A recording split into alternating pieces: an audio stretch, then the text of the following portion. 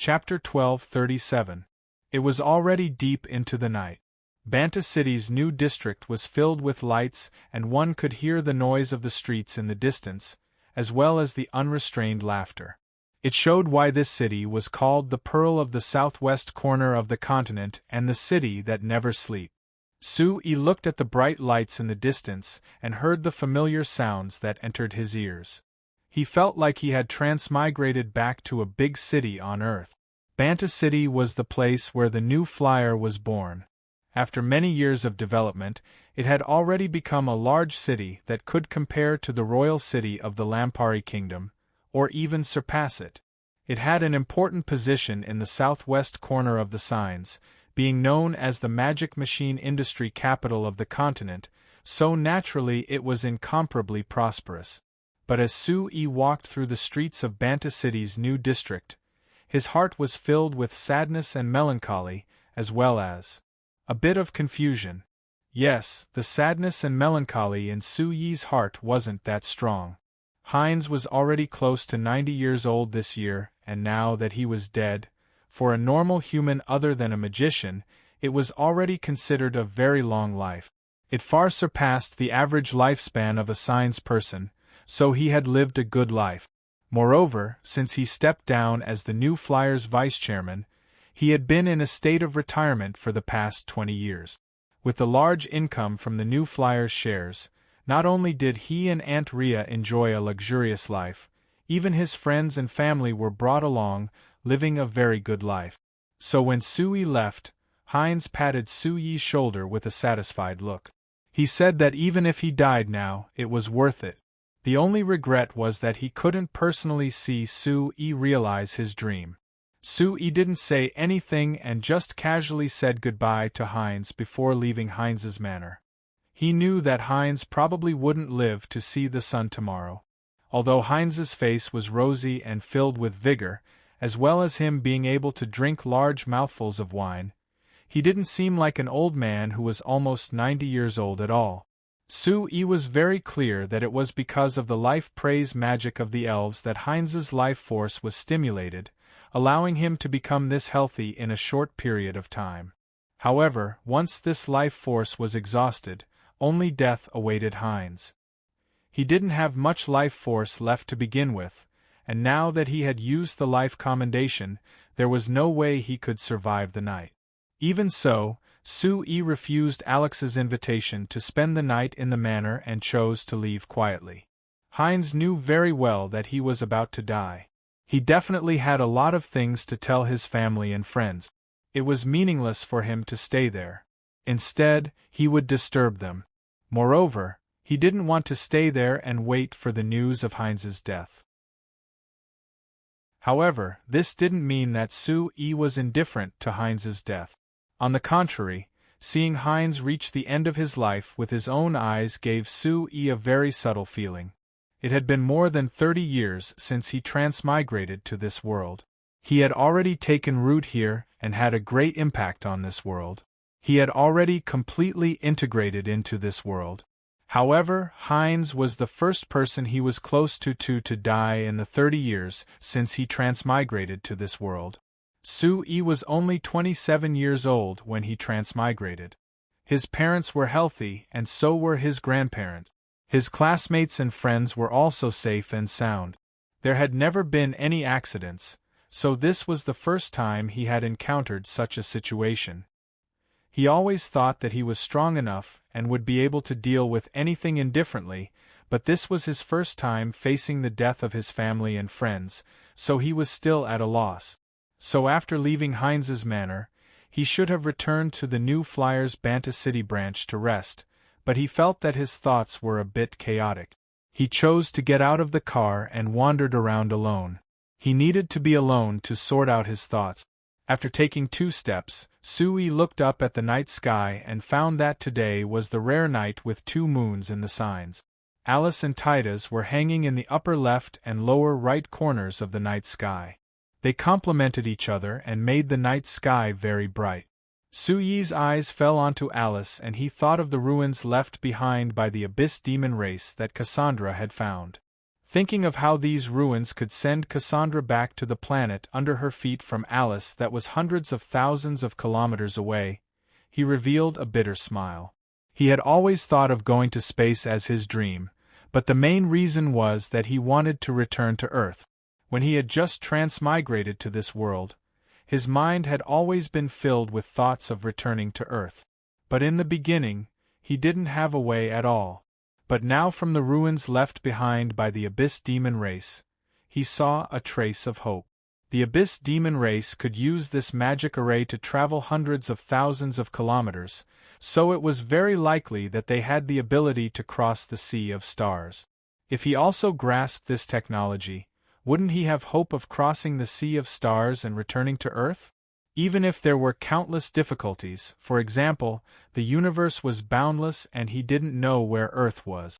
For example, the Sea of Stars was boundless and he didn't know how many dangers there were, for example, but since there was a chance of going back, Sui was filled with hope and wasn't willing to give up.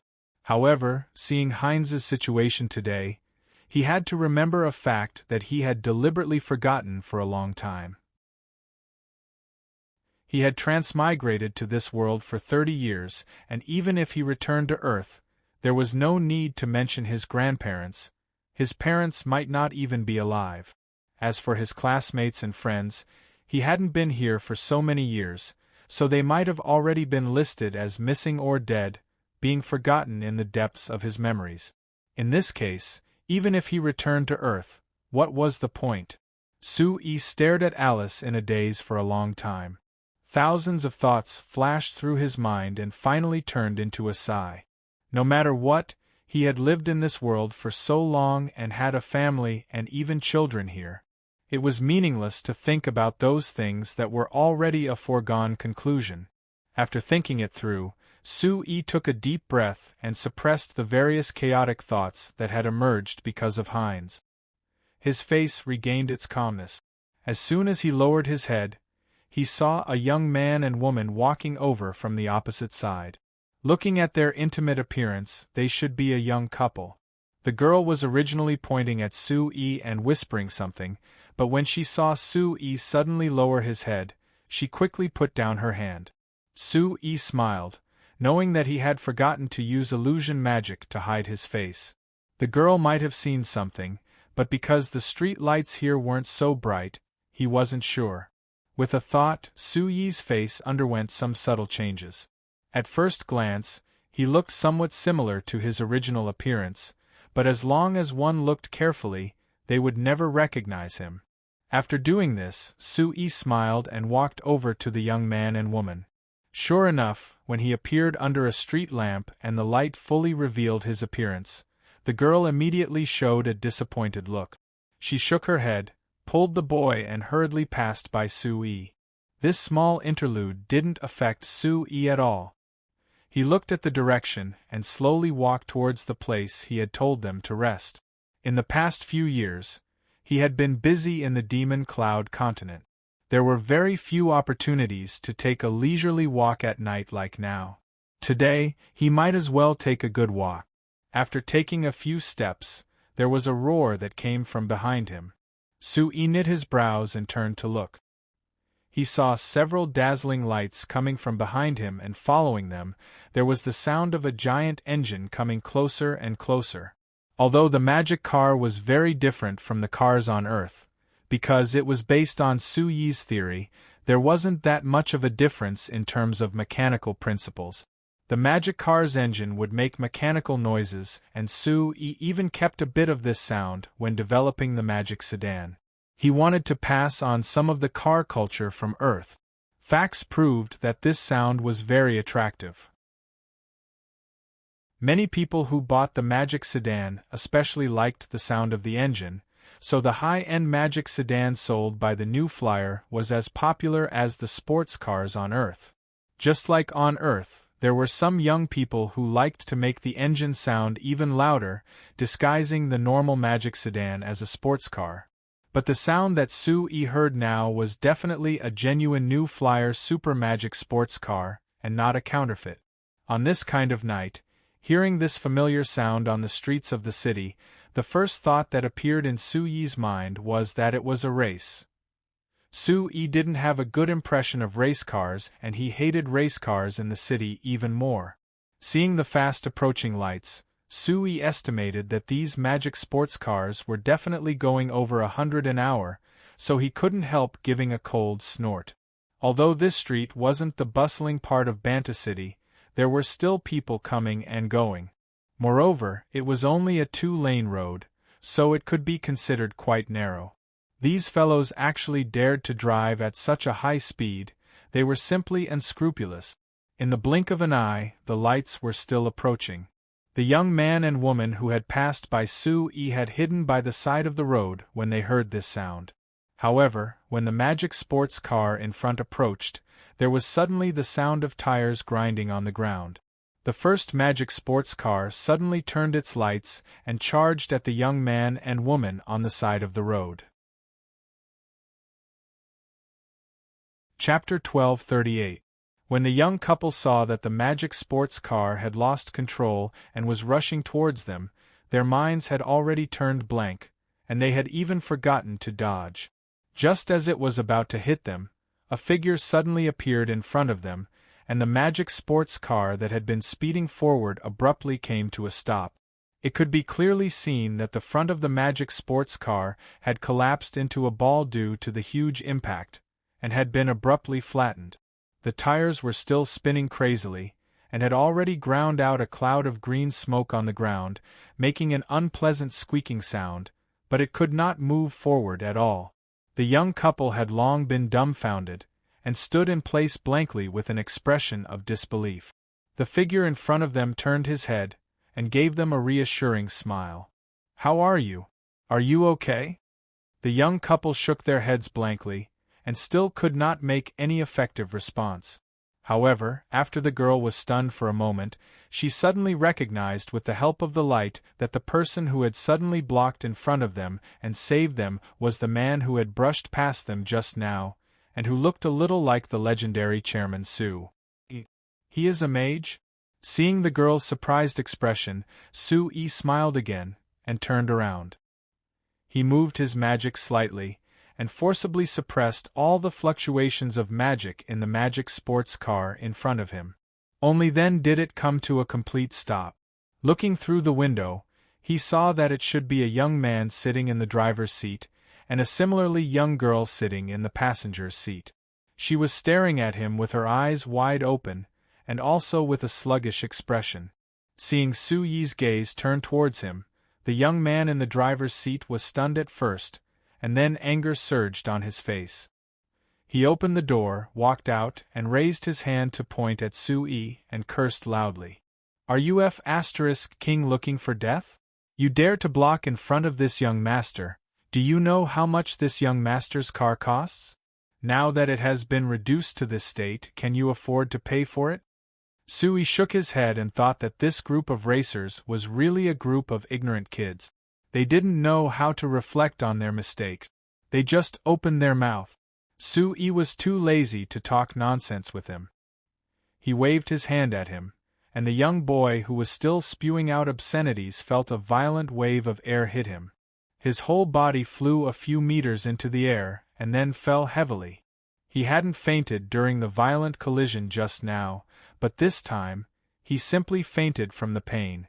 When the young girl in the front passenger seat saw this situation, she immediately let out a high-pitched scream and rushed out of the car. However, she didn't dare to rush to Su-Yi. Instead, she ran to the young man who had fainted. While checking on the young man's condition, she shouted at Su-Yi. There were several magic sports cars following behind the first car. Since the first car had an accident, they all stopped by the roadside. A group of young men and women alighted from the cars. Seeing Su-Yi's actions, these young men and women immediately surrounded him. One of the young men touched his waist and took out a palm-sized thing that he held in his hand. Su-Yi looked over and couldn't help giving a cold snort. What this fellow was holding, it was clearly a small magic pistol. This kind of thing was not something a normal magic machine company could make. It was strictly controlled in all countries and normal people wouldn't be able to see it at all. But now that this young man had casually taken out one, it meant that he had either stolen it from somewhere or his status wasn't normal, so he had obtained it in secret. Sui had heard of this matter many times before, but there hadn't been any big problems, so he didn't care about it. He never thought that he would encounter it now. But when that young man pointed the magic pistol at Sui and cursed, he was stopped by one of them. "Where did you come from, magician? Don't you know that private fights are forbidden in Banta City?" the person who stopped him asked. Sui looked at him with a bit of surprise. He thought that there was someone who understood some things in this group. They could see that he was a magician and knew that he wasn't someone to offend. But Sui was too lazy to pretend to be a pig to eat a tiger in front of them. He took out the magic communicator and made a call. "Hey, is this Count Vigan? I am Sui. I'm in the new district of Banta City right now and there's been a small matter. Send someone to take care of it." Hashtag. Half an hour later, the city lord's manor in the old district of Banta City was brightly lit. There was a group of people gathered in the main hall, and they were all nervously looking at Sui and the current city lord, Count Vigan. "Speaking of this, Chairman Su, it's the middle of the night. Why are you taking a walk outside the city?" Count Vigan asked with a smile. Sui looked at him and thought that this Banta City's city lord really wasn't as smart as his predecessors. "It's nothing, I just wanted to take a walk and see how Banta City has developed over the past few years." Banta City has been developing steadily over the past few years. I think that when Chairman Su sees the situation outside, you will be filled with pride, right? No, Banta City's development over the past few years isn't related to me, it's all the merit of your city lord's manor and the citizens of Banta City. Sui shook his head and rejected Count Vigan's approach. Then he put down the teacup in his hand and his eyes fell onto the people waiting to be dealt with. "I don't have that much time to waste, so let's talk about how to deal with this matter first." The racers who had been arrogant in front of him were now as obedient as quails. They all had their heads down and didn't dare move at all. Standing beside them were the parents or direct relatives of the racers who had come to the city lord's manor after receiving the news. These racers really did come from noble families of Banta City, so now these relatives were all wearing luxurious clothes. Compared to the racers who were being protected by the bodyguards, they looked more worried, but they still smiled warmly. Now that they heard Sui's words, they immediately looked at Count Vigan for help. Count Vigan was silent for a bit before saying with a smile, "Chairman Su, these fellows offended you tonight, they were indeed in the wrong. But since they didn't do it on purpose, I ask you to forgive them." Sui looked at Count Vigan with a bit of a smile. "Are you saying that we should just let this matter go?" Count Vigan quickly shook his head. "Of course not. As long as Chairman Su says it, I think that no matter what compensation it is, they won't oppose it."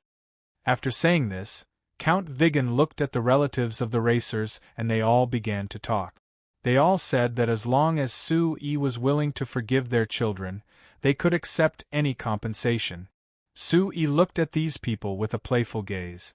When they stopped, he revealed a faint smile and asked back, "Do you think that I lack money?" Everyone was stunned as their expressions became ugly. Everyone knew that Sui was the former chairman of the New Flyer and the owner of the largest shares of the New Flyer, so he was probably the richest person in Signs. Saying that he lacked money? That was simply a giant joke. However, Sui had made this clear, so he clearly didn't plan on accepting their compensation. Count Vigan's expression also changed.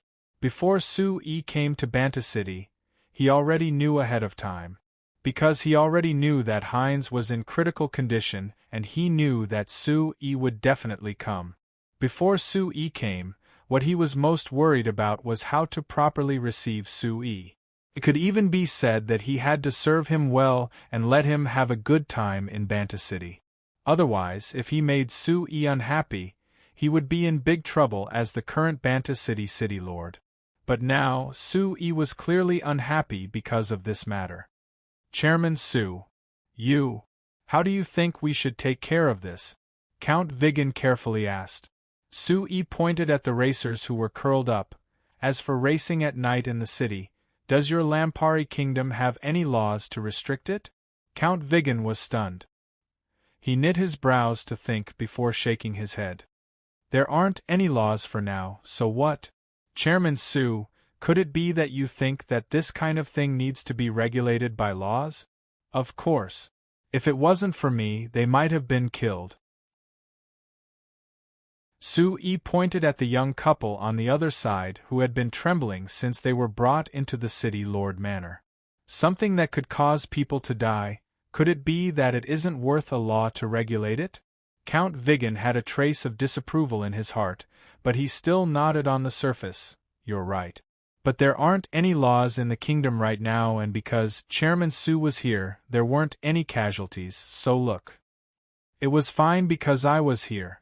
If I wasn't here, these two innocent passers-by might have been killed. Even the driver of the car wouldn't have been spared. Sue said with a serious look. Impossible. My car is the latest Bowel racing car. Even if the car falls apart, the people will be fine. This is what your new flyer said.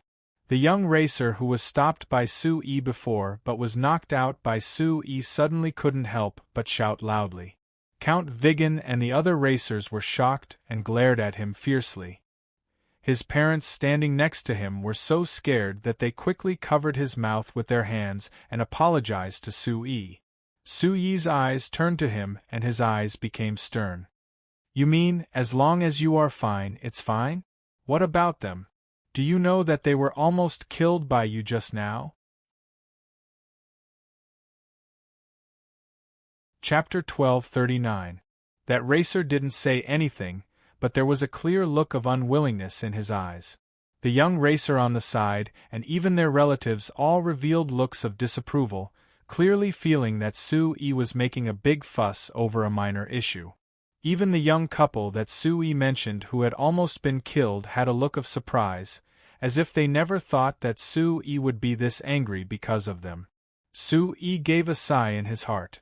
Even if science had undergone a large change because of his arrival, developing a powerful magic machine industry, just in terms of living standards, there were many aspects that had caught up to Earth standard. But because of this, it was only the material that changed. People's ideas didn't change that much. In the various countries of science, although slaves had already been abandoned, there was still a very serious concept of hierarchy. Nobles were nobles and commoners were commoners. In the minds of almost everyone, nobles were much more noble than commoners and their positions couldn't be compared at all. This young couple was clearly the child of a normal commoner, and the racer that had almost killed them was a traditional noble family of Banta City. The father standing beside him now had the title of Viscount, and because he was already the successor of the family, he had the title of Baron. So in the minds of everyone here other than Sue, there was a heaven and earth difference between their statuses. Even if the commoner man and woman were really killed, it wasn't that big of a deal in their minds. If it wasn't for Sue bumping into them, they wouldn't even need to pay any compensation. What made Sue feel even more pitiful was that the young couple from the commoner family probably thought the same thing. Chairman Sue, he didn't do it on purpose. He definitely wasn't willing to hit anyone, right? Count Vigan quickly eased the atmosphere and said with a smile, "It's a good thing that Chairman Sue appeared and saved their lives, so there's no need to be too harsh, right?" Harsh? Sue coldly snorted and looked at the racer coldly.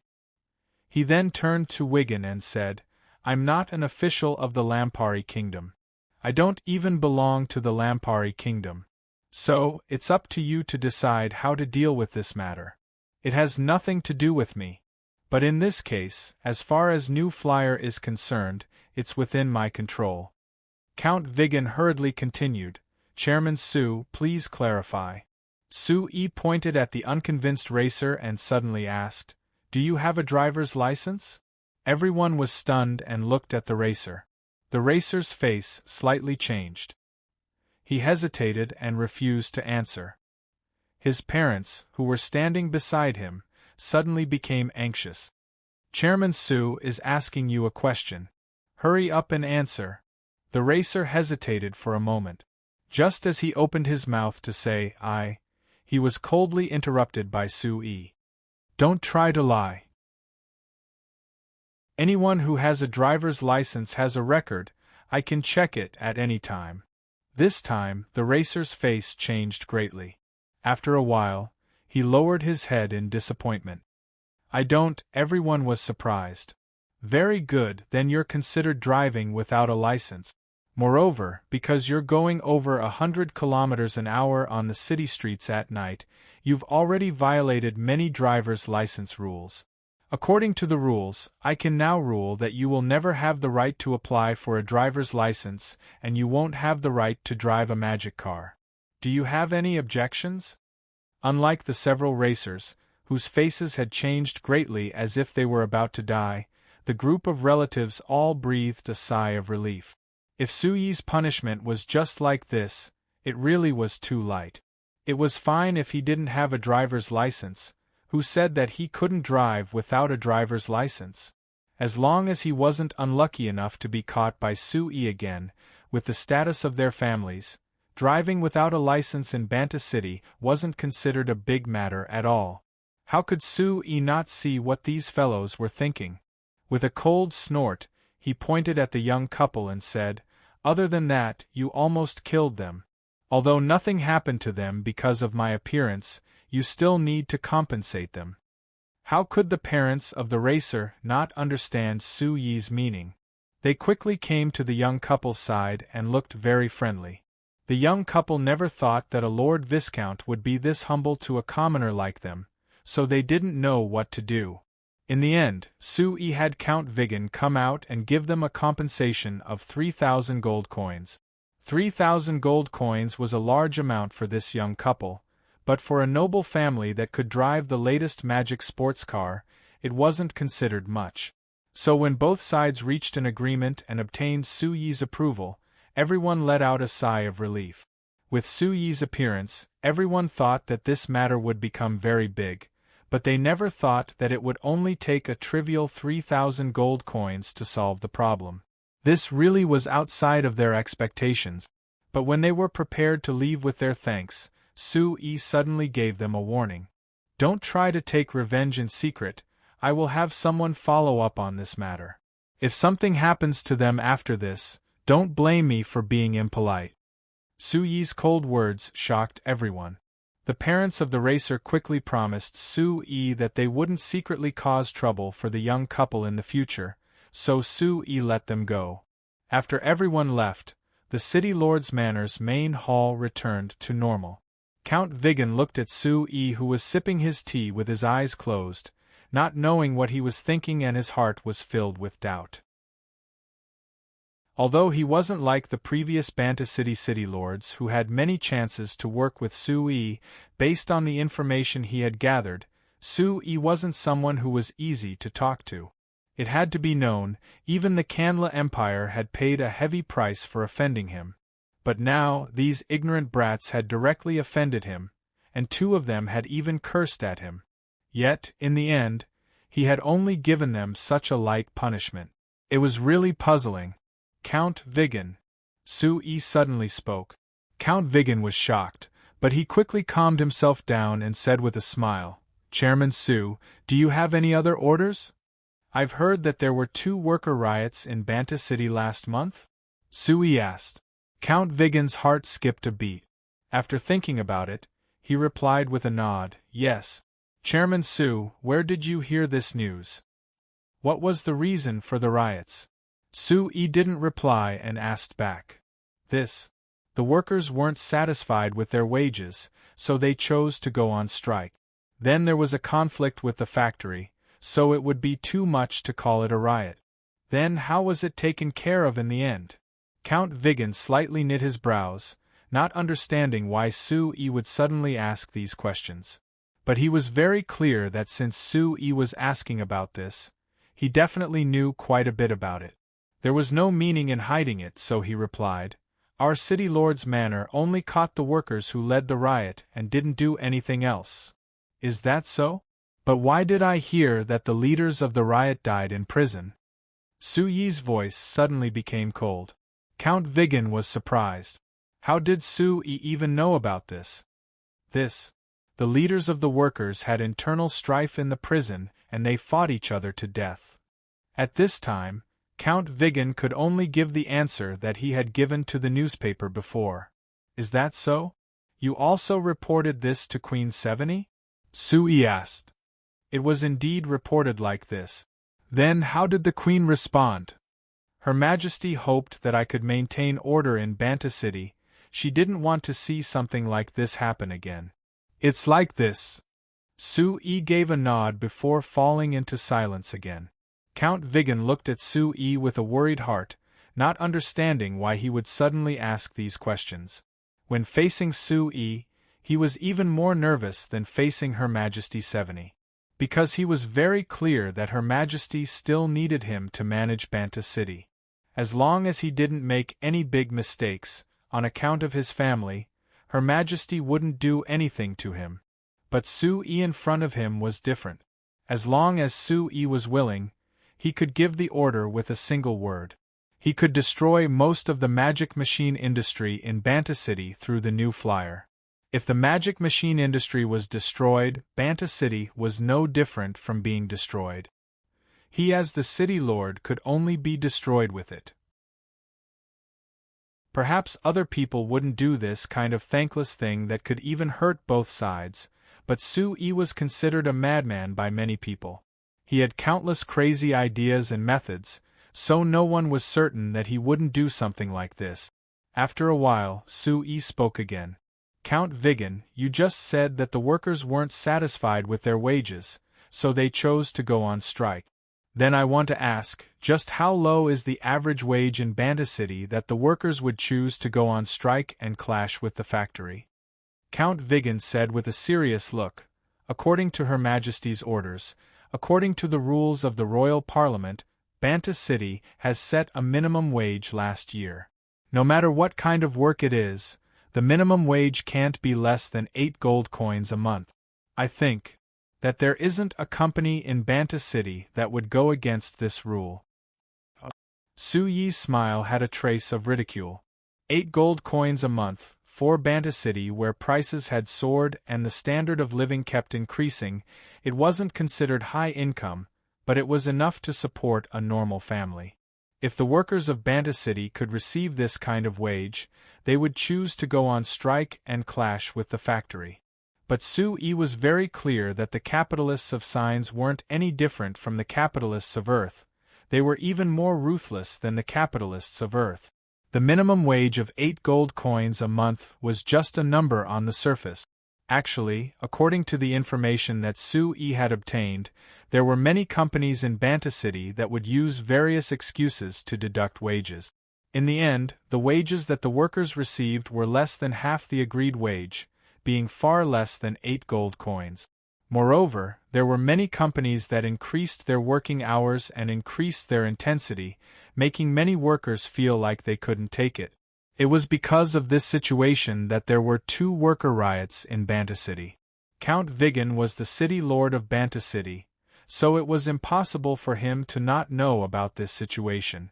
But he clearly had a deep relationship with the nobles and large merchants of Banta City, so naturally he wouldn't reveal this matter. "Count Vigan, I'll give you a piece of advice." Su Yi said this while slowly standing up. Count Vigan also stood up, feeling confused. "I asked Chairman Su to tell me.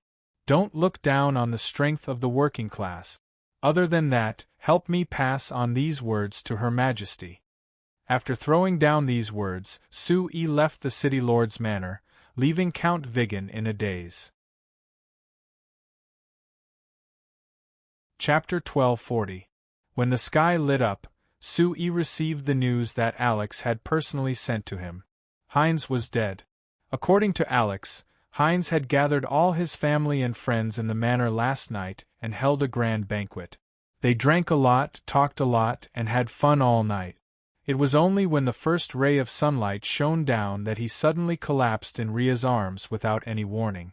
Until the very end, my uncle still had that smile on his face. Alex recalled the scene at the time. Alex recalled what happened when the sun was about to rise. He felt that he couldn't hold on any longer. He pulled me to the side and said that the luckiest thing in his life was meeting Sir Chairman. If it wasn't for you, he would have been the owner of a general store, living a normal life. Because he met you, he was able to enjoy a life that he never dared to imagine before. After pausing, Alex continued, Uncle also wanted me to tell you something in the end. Sue-E looked in the direction of Heinz's private manor with an indifferent expression. Uncle told me to pass on what he said directly. Alex coughed lightly and deliberately imitated Heinz's tone at that time. Sue-E, I've carefully thought about it. You should just treat what I said before as a fart.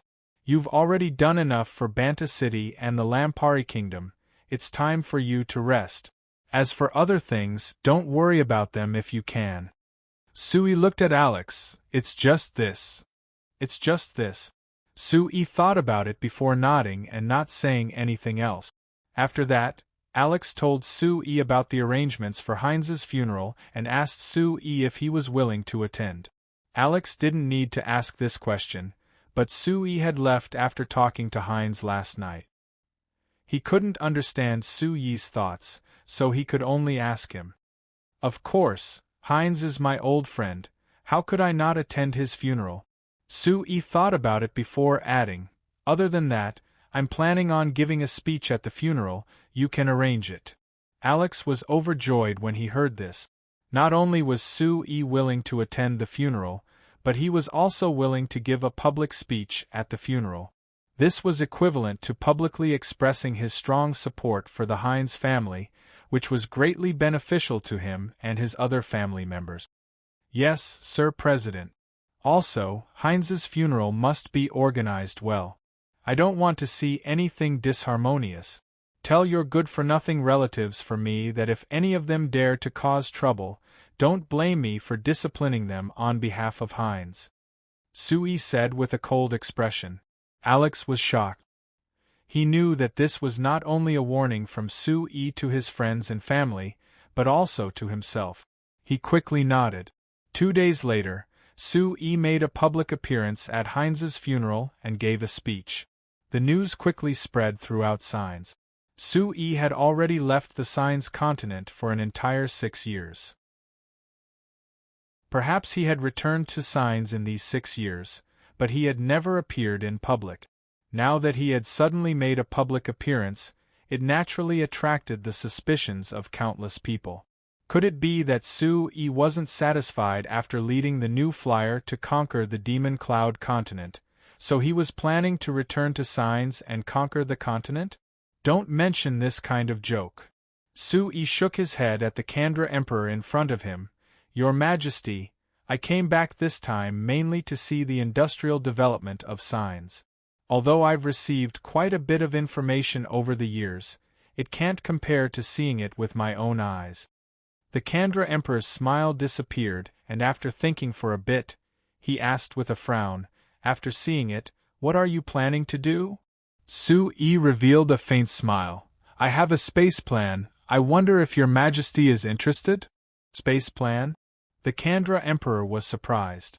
The Kandra Emperor was surprised. What is that? The Kandra Emperor was surprised. To be specific, it's to let us not be limited to the planet under our feet and develop into space. The first step was to launch a large number of man-made satellites so that everyone could have a deeper understanding of space. The second step is to launch manned spaceships, letting humans freely enter space. The third step is... After saying this, he suddenly paused and shook his head with a bitter laugh before continuing. The third step is to fly to Alice and Teda's. Wait. The Kandra Emperor cut off Sue-Yi's words. The Kandra Emperor was surprised. You're saying that we should fly to Alice and Teda's? That's the moon. How can humans go up there? Is there a place to land on it? Of course. Sue-Yi said with a nod. Whether it is Alice or Teda's, They are both planets, but they are much smaller than the one we're standing on. As for going up, not long ago there was a dragon that flew to Alice and safely returned. Flew to Alice? This news, even the Kandra Emperor was shocked when he heard it. In the Signs people's traditional understanding of this world, Alice and Tethys were two moons that only appeared in the night sky. Because they were far away, people had all kinds of fantasies about Alice and Tethys, but they never thought that there would be a day when humans would be able to land on Alisley and Tethys. It was because of the astronomy science the new flyer had done over the years that people had some understanding of the sky above them. They knew that they weren't standing on flat ground, but rather a giant sphere. They knew that there was an even wider space above them. They knew that whether it was the sun or the stars at night, they knew that they were just giant fireballs. They knew that Alice and Tethys were just two planets. But no one had ever thought of flying into space and experiencing a place beyond the sky, not to mention landing on the moon. Yes.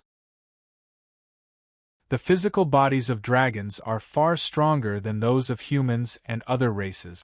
That's why she can fly directly into outer space, and even directly onto Alice's body. But we humans and other races can't. We have to borrow the power of machines. Sue-E explained. This means, the space plan you mentioned is for us to start developing things that can fly into space? This is very hard, right? The Kandra Emperor doubtfully asked. It is indeed very hard. Sue-E didn't mince his words. But it isn't impossible. We already have the ability to launch satellites, which means that we have the qualification to enter space.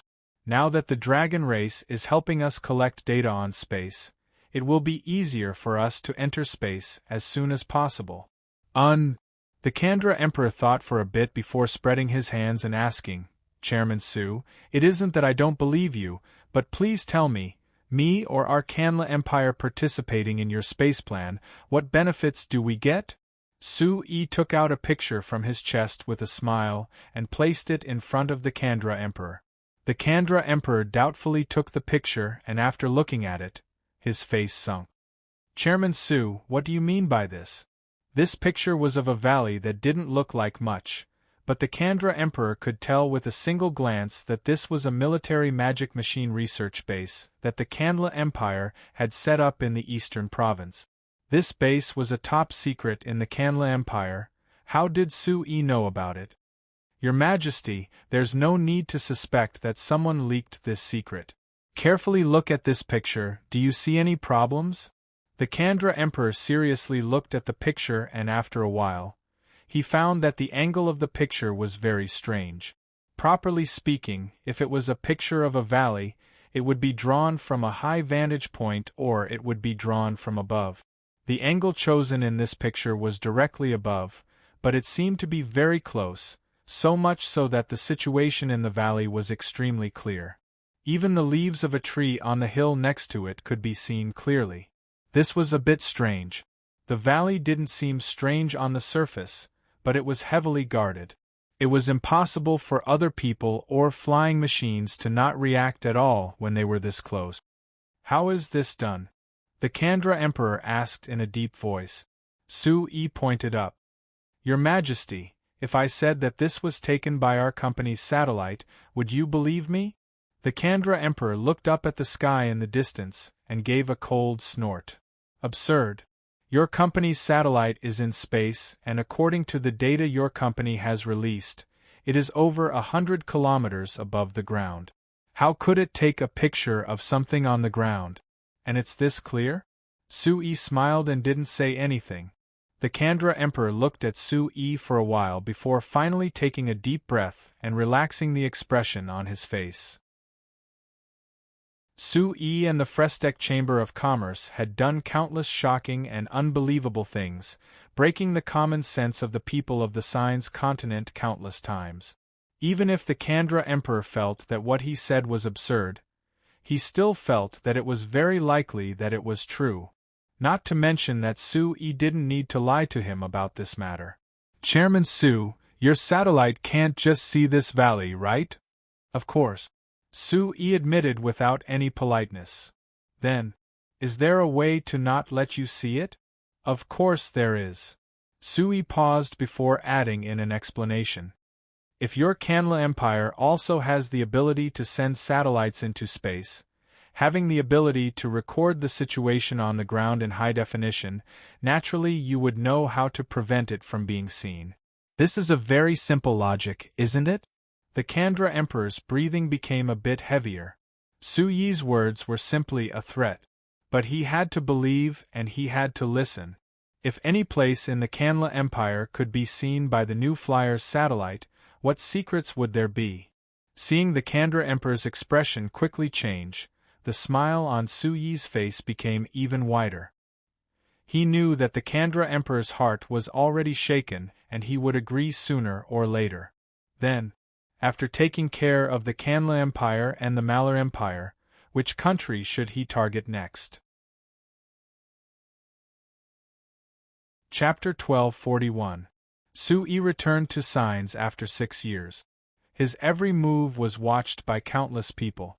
People believed that he didn't come back to Signs just to see Heinz for the last time. There must be other things he wanted to do. The truth was just as people expected. After attending Heinz's funeral, Su-yi appeared in the two empires, the Kingdom of Ruhr, the Mana Magic Kingdom, the Nozdormu Business Union Kingdom, and a series of other important Signs countries. He met with the leaders of these countries. No one knew what the meeting was about, but after that, these countries announced to the public that they were going to cooperate with New Flyer. However, they didn't announce the details of the cooperation. In front of everyone's doubts, Su-yi went around the Signs continent like this before disappearing in front of everyone again. People were very confused about this. Why did Su-yi come back this time? Dad, is this enough? Freya looked at Su-yi in confusion. We only need to give them some technical information? Can they grasp it? It's enough. Su-yi nodded.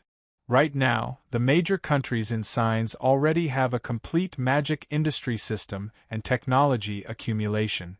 The so-called space program sounds very difficult, but as long as there is a foundation and someone provides the direction and starting research information, then it won't be difficult to research it. But if we let them research it themselves, won't the progress be very slow? Freya raised her eyebrows. Dad, don't you want these countries to be able to enter space as soon as possible? No, in terms of entering space, we can actually do it right now.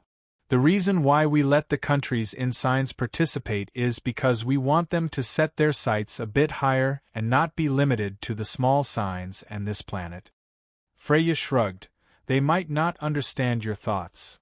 Su-yi laughed. It's not up to them not to understand. After knowing the benefits of the space program, or the threat, no matter how unwilling they are, they have to invest in it.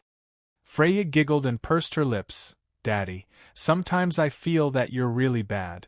These countries on the continent are always led by the nose by you. Even if they want to do something, they always have to consider your opinion. Do you know? In the past few years, no matter which country I went to, they all looked at me cautiously, as if they were afraid of offending me. I don't think they're afraid of me, but of you. Su-yi immediately smiled. That's not necessarily true. Maybe he's just afraid of you? I've heard a lot of people say in private that Su-yi's daughter is even more ruthless than her father. You must not offend her. Freya pretended to be angry. Who said that? I'm not that ruthless. On the other hand, these guys are bullying me because I'm the new guild leader. They think that I'm young and don't know anything, so they often set traps for me.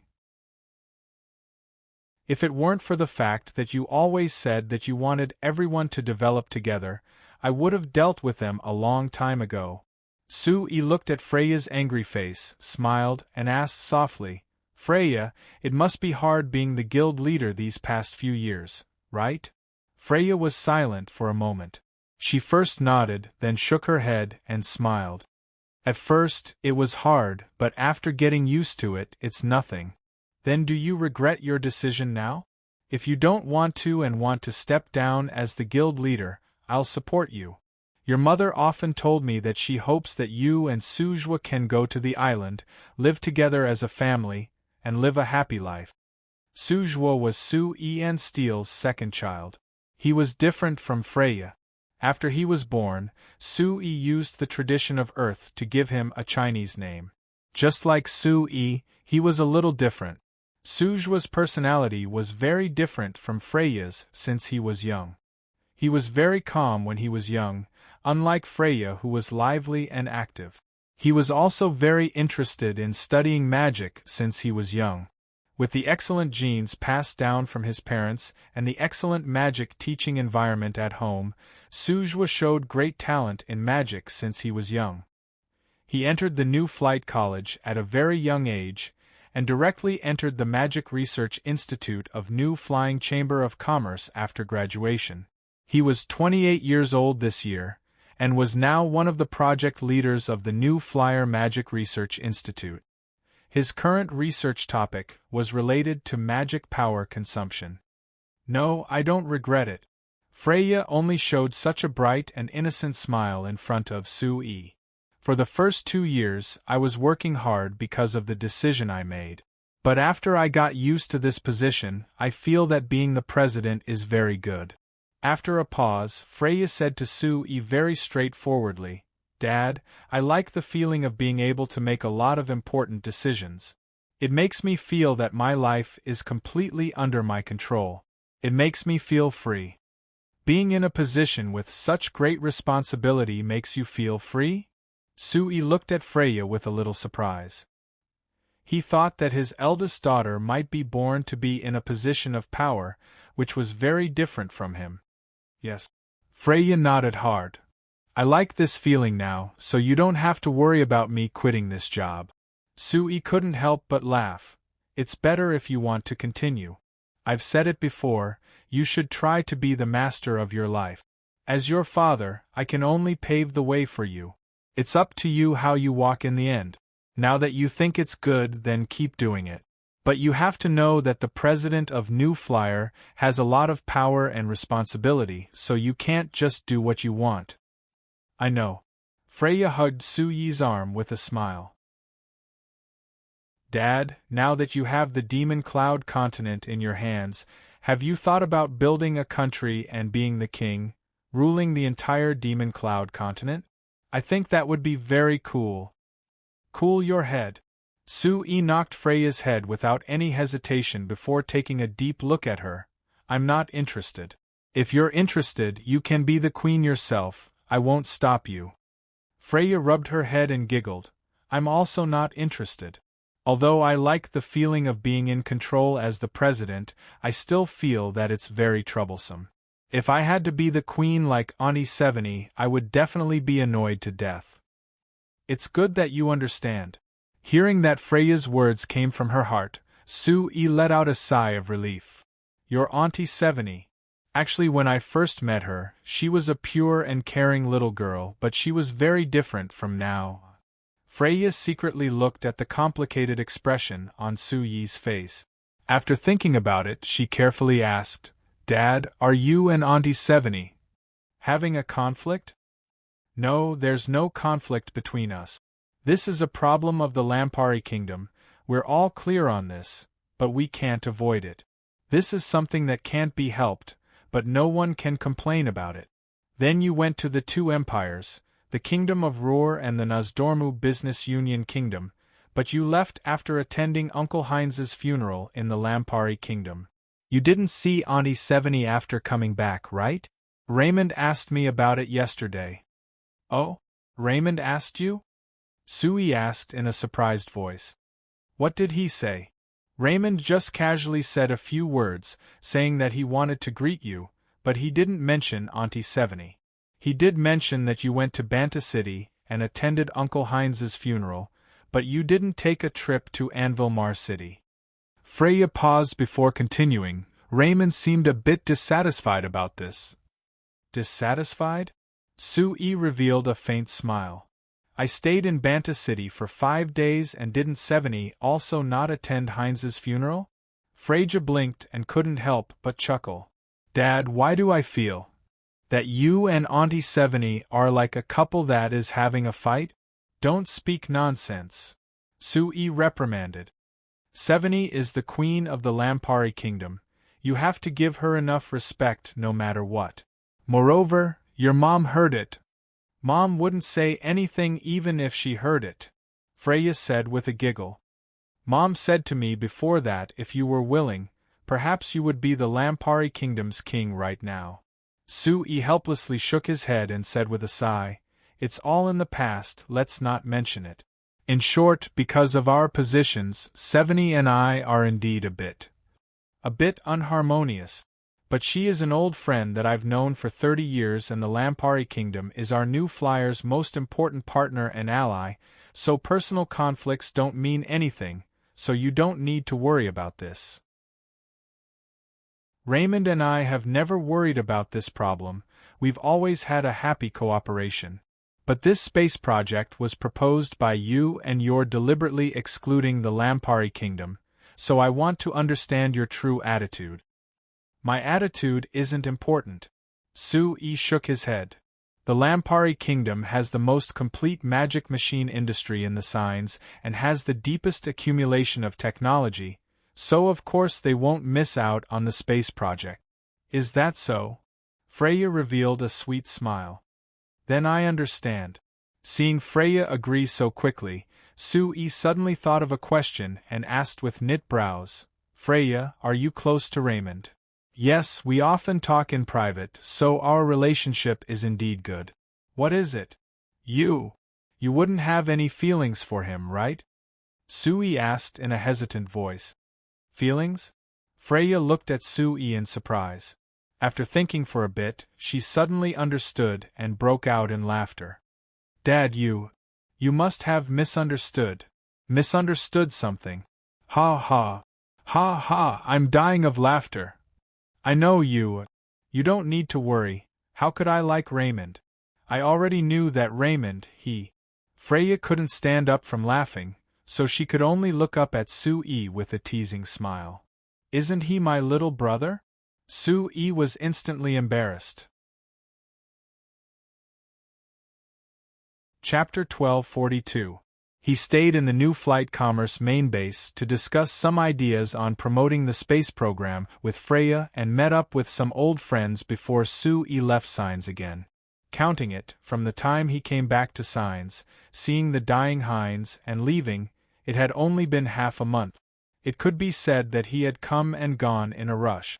After receiving the news that Sui had boarded the magic airship and left Signs, countless people in Signs let out a sigh of relief. People thought that Sui's return would bring a large change to Signs, but they never thought that Sui would just secretly promote the space program to some countries and not do anything else. Many people discussed this in private and they couldn't help guessing.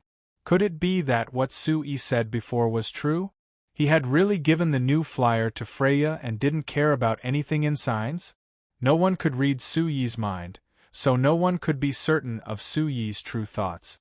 But no matter what, Sui had left Signs again. Last time he left, he came back after 6 years and he had only been back for half a month. Then this time, would he be gone for a longer period of time? Not everyone was this optimistic. There were several newspapers that analyzed the meaning of Sui's rush this time, and they directly pointed out that with the large improvement in transportation, even if Signs was over 10,000 kilometers away from the Demon Cloud continent, it was no longer like two different worlds that couldn't be connected. As long as Sui was willing, he could even come back in a day or two. There were large amounts of fleets that didn't belong to the new flyer between the Demon Cloud continent and Signs, closely connecting the two continents. In conclusion, the world that people explored now was countless times larger than before, but in terms of the senses, the world had actually become much smaller. Look, people didn't even need to go out and they could know what was happening thousands of kilometers away. They could see the images with their own eyes, while also being able to communicate with people thousands of kilometers away.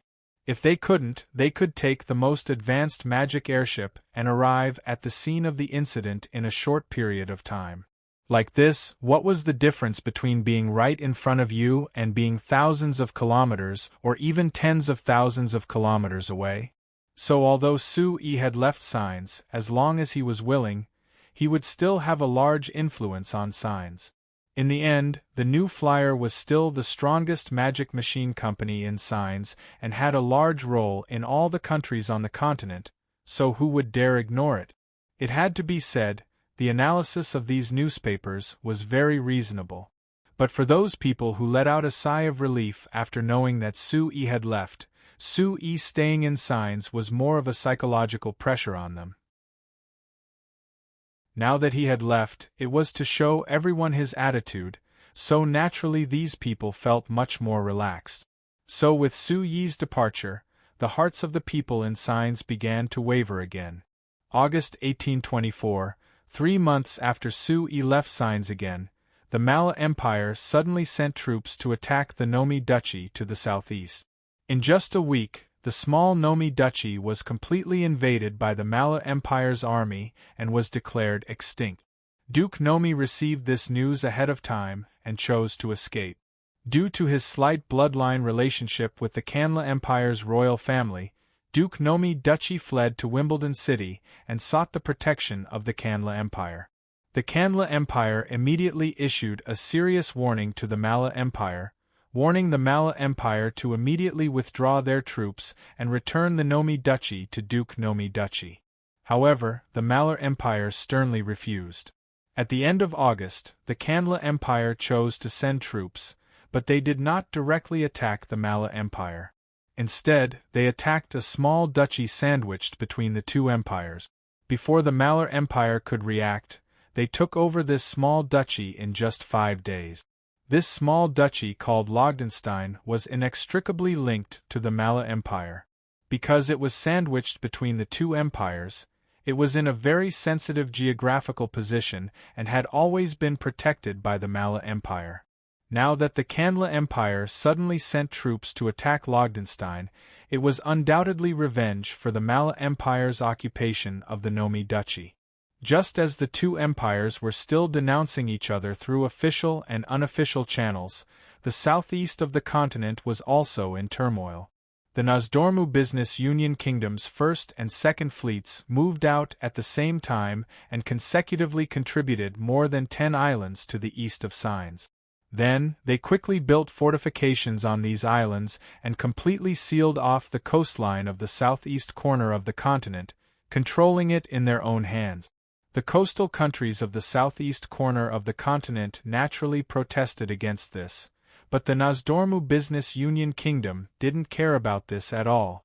Later on, in the middle of September, they officially declared war on the Chino Kingdom to the north. The Chino Kingdom could be considered one of the countries that developed the magic machine industry earlier in the southeast corner of the continent, but because they didn't invest enough in military magic machines and didn't cooperate with the Frestek Chamber of Commerce like the Nozdormu Business Union Kingdom, their military power was far weaker. When the two countries fought, the Chino Kingdom kept retreating and the Nozdormu Business Union Kingdom easily took over a small part of the Chino Kingdom's southern territory. The turmoil in the southeast corner of the continent seemed to affect the situation in the other parts of Signs. At the end of September, the Lampari Kingdom's northern army used the excuse of a missing soldier to send troops into the Antilla Kingdom to the north of the Sac Kingdom, engaging in a fierce exchange of fire with the Antilla Kingdom's army. The Antilla Kingdom's army was defeated and the Lampari Kingdom's northern army took this chance to invade the Antilla Kingdom. At the same time, the Malar Empire and the Kanla Empire that had already gathered their armies on the border finally ended their month of verbal abuse. On the morning of the 29th of September, the Kanla Empire sent out a large group of scouts that were ambushed by the Mala Empire and were completely wiped out. The Kanla Empire immediately expressed their indignation and officially declared war on the Mala Empire. On the 2nd of October, the armies of the two sides began fighting on the border of the two countries.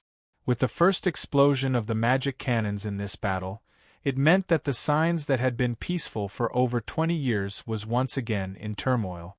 Hashtag. It was different from the Signs continent that was filled with war and unrest. The Demon Cloud continent was very calm right now. After the royal city of the goblins was captured, the Goblin King fell into the control of New Flyer. With the cooperation of the Goblin King, New Flyer worked with the other races to control all the goblins on the Demon Cloud continent without much effort. Although they killed countless goblins in the battle, there were just too many goblins. In the end, there were still a shocking number of captives, with a rough count being over 3 million. According to the plan that Sui and the other races had already made, these goblins were scattered and then divided between New Flyer and the other races, taking them all back to be laborers. New Flyer had received close to 1.5 million from this. This terrifying number, with the manpower that New Flyer had, many people were worried that they wouldn't be able to control it. But because the Gnome King controlled them, and adding in the fact that the Frestek Chamber of Commerce had captured the gnomes and given them enough food, guaranteeing their basic necessities, these gnomes were very willing to accept the Frestek Chamber of Commerce's orders. After all, before this, the goblins' productivity was very low, so there were very few goblins that could eat their fill. They faced threats from other races every day, even threats from their own race. Now that they were under New Flyer, being able to keep their lives and fill their stomachs was a great gift to these goblins. As for resisting? What a joke! New Flyer had all those terrifying things, how could they resist? So after the initial chaos, the Frestek Chamber of Commerce easily took in the 1.5 million gnomes. Actually, adding in the people that came to the Demon Cloud continent with Sui, the New Flyer guards that New Flyer sent to the Demon Cloud continent only added up to around 14,000. If so many goblins resisted together, even if they weren't afraid, it would be quite troublesome. But these goblins were very obedient. Often, only a small team of 10 guards was needed to keep an eye on tens of thousands of goblins so that they didn't dare to make any movements. Moreover, Sui also implemented a subcontracting system among the goblins. He picked out the smarter goblins and gave them a slightly higher status and treatment. He put them in charge of managing a portion of the goblins and directly reported to New Flyer. If there was a problem with the goblins under his management, he would directly look for them to take responsibility. Moreover, these goblins as managers could also supervise each other. If they reported abnormalities in the goblins of another team, and it was verified, they could even give extra rewards. Under this method, the simple-minded goblins couldn't play any tricks even if they wanted to. So New Flyer suddenly obtained a huge manpower of 1.5 million. Although not all of these people were useful, and their individual abilities were far inferior to humans and other races, they were still capable of completing simple tasks. After they were arranged by New Flyer to be put into various basic tasks, New Flyer's progress in all aspects was rapidly improved. If someone came to visit the Demon Cloud continent now, they would find that the area under the control of New Flyer was changing day by day. In just half a year, there were various production bases that were similar to the Frestek Chamber of Commerce's main base that kept appearing. Every place was bustling with activity, forming a sharp contrast with the Signs continent that was at war. Chapter 1243. Prince Raymond straightened his back and revealed the perfect smile on his face as he walked into the hall filled with people. Due to his constant training, he had a strong and well-proportioned body, which complemented his gorgeous formal attire and fully displayed his outstanding elegance. Diagonally across the table, a group of noble ladies from the kingdom of Ancient all looked at him with burning gazes, as if they wanted to swallow Prince Raymond whole at any time. This was the Antilla Kingdom's royal palace, but when Prince Raymond came here, it was like he had come to the Lampari Kingdom's royal palace. His expression was natural, not like he was a guest at all, because he came here this time to attend the surrender ceremony of the Antilla Kingdom. As the representative of the Lampari Kingdom, he had the qualifications to act like a host. because after the surrender ceremony was signed, it meant that the Antilla kingdom had surrendered to the Lampari kingdom, joining the Lampari kingdom. After 2.5 years of war, the Lampari kingdom had finally defeated the Antilla kingdom, forcing them to surrender. For the Lampari kingdom, this was without a doubt a feat worthy of praise. It had to be known that in the several hundred years of history since the Lampari kingdom was founded, even if they had great achievements like destroying the Sac kingdom and the Frankish kingdom, because the Lampari kingdom had relied on the help of the new flyer, no one recognized them. But this time, the Lampari kingdom had relied on their own strength to defeat the Antilla kingdom. The new flyer had always maintained a neutral stance in the war, never deliberately helping the Lampari kingdom. Of course, the people of the Antilla kingdom definitely wouldn't believe it. Prince Raymond's gaze fell on the faces of the high-ranking officials of the kingdom of Antilla who were waiting for him.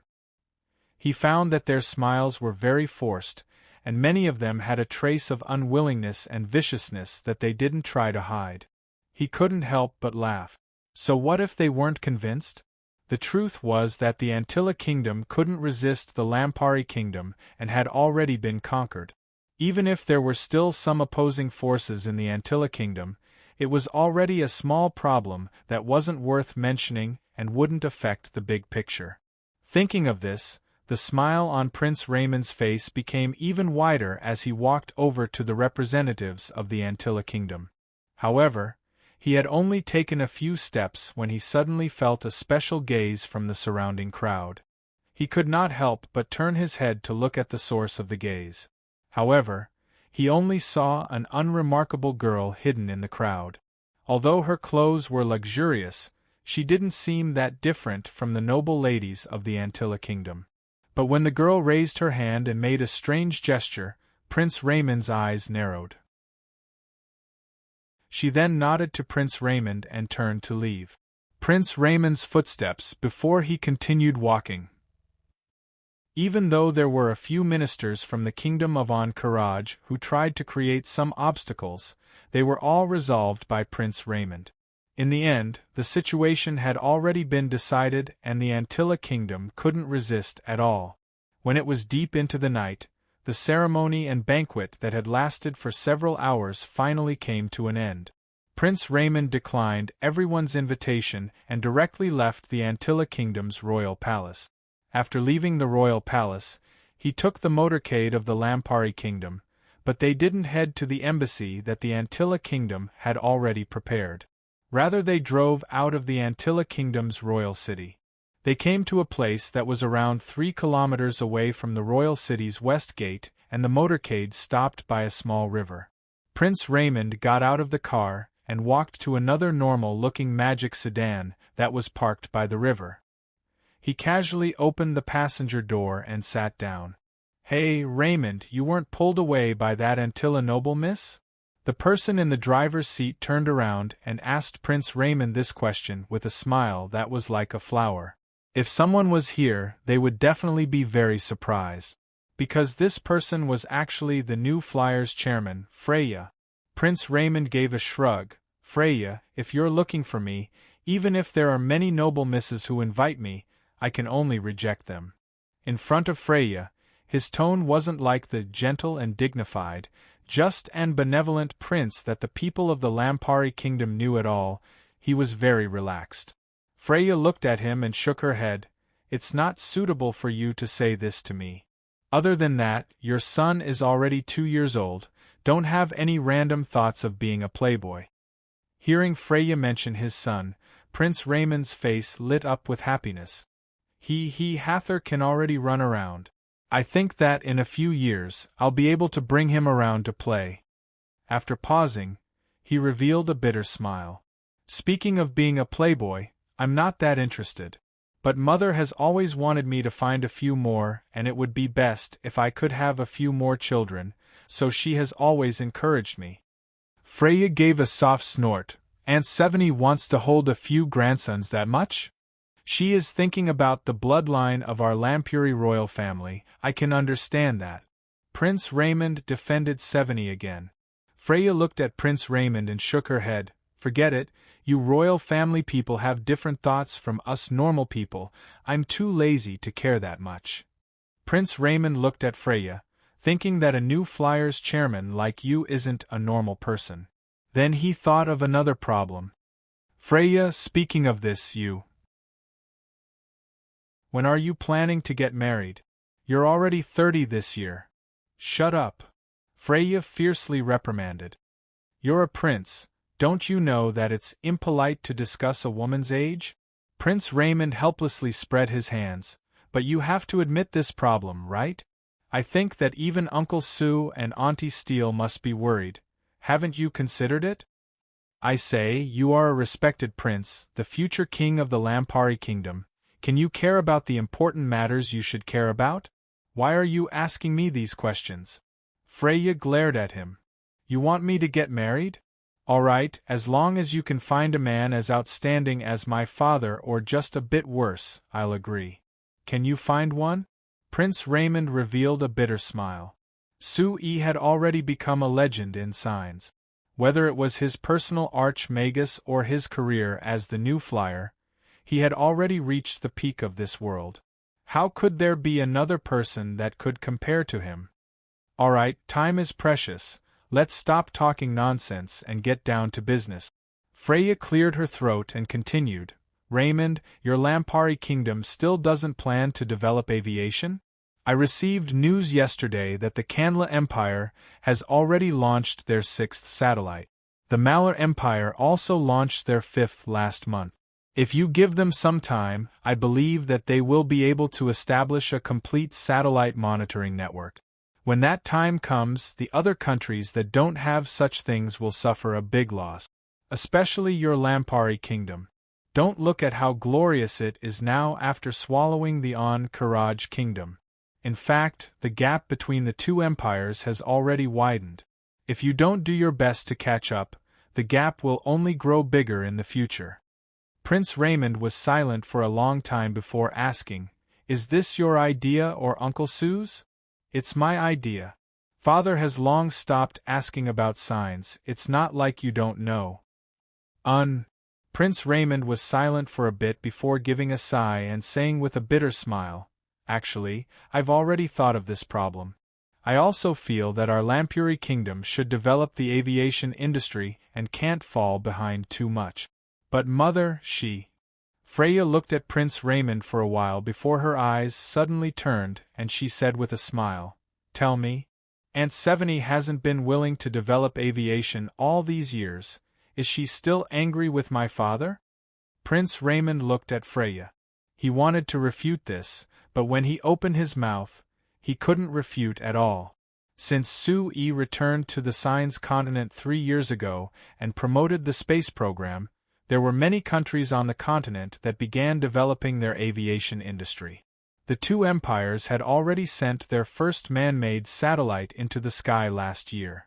As a magic machine industry that wasn't inferior to the two empires, the Lampari kingdom was even more outstanding in many aspects. They should have developed their aviation industry very quickly. But the Lampari kingdom didn't seem to care about aviation. Not only did they not develop it, they even resisted it. All of this came from Queen Seveny's inexplicable resistance to aviation. No one knew why the wise and farsighted Queen Seveny would resist aviation, only Freya and Prince Raymond could guess some clues. When Sue returned to Signs to promote the space program, he had gone to many countries, but he had missed the Lampari kingdom. Even when he stayed in Banta City for 5 days, he didn't meet with Seveny. So Freya and Raymond guessed that Queen Seveny was clearly angry because of this, so she wasn't willing to develop aviation. Prince Raymond didn't want to admit this guess because in his heart, his mother had always worked hard for the Lampari kingdom. She was a good queen who didn't care about personal benefit.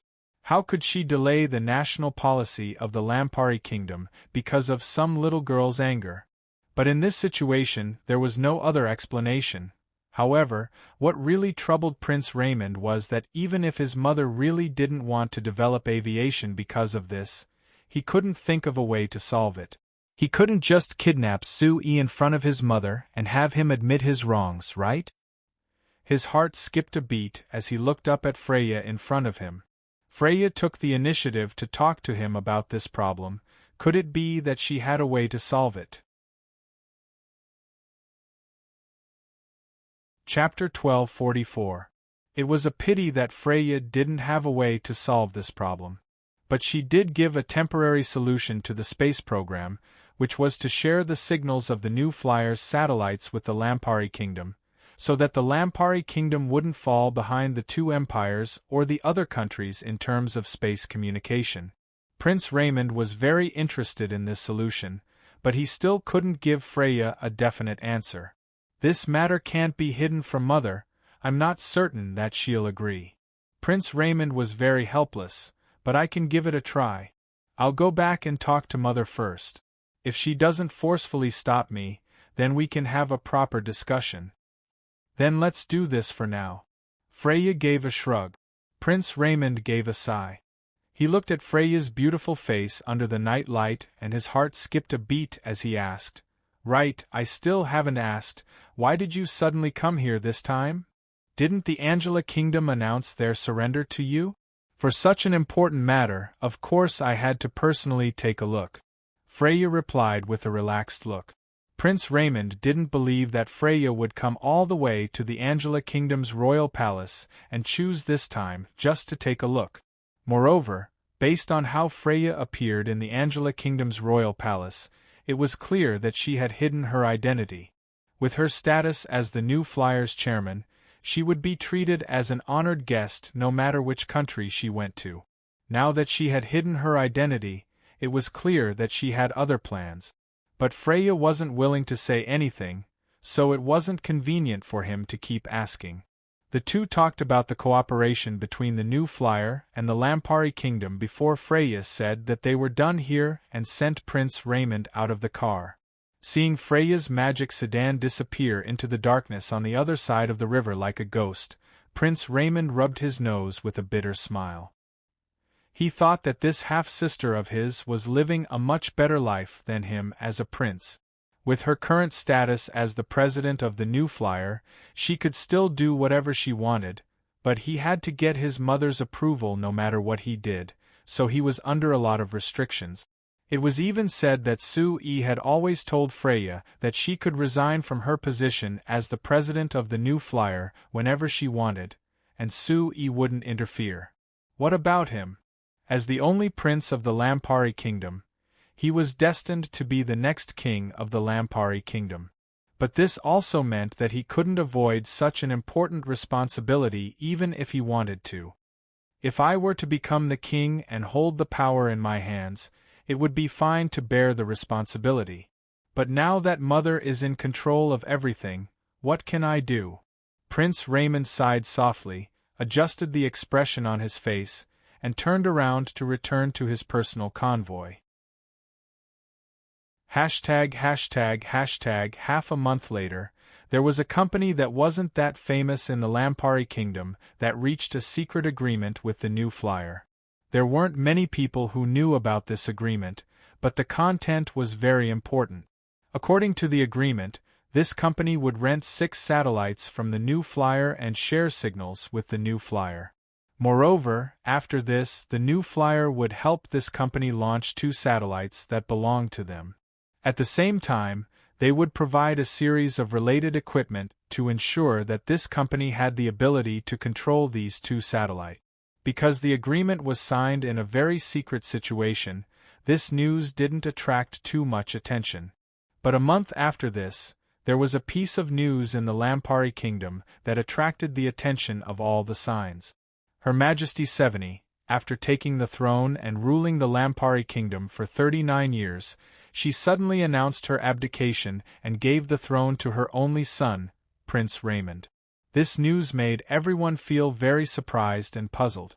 Although Her Majesty Serene was over 60 this year, and could be considered old, she had always been healthy and there had never been any news of her being seriously ill. According to everyone's estimates, she could still rule the Lampari Kingdom for another 10 or even 20 years. But now that there was no internal turmoil in the Lampari kingdom, and they had just conquered the Antilla kingdom, why would Her Majesty Seveni abdicate?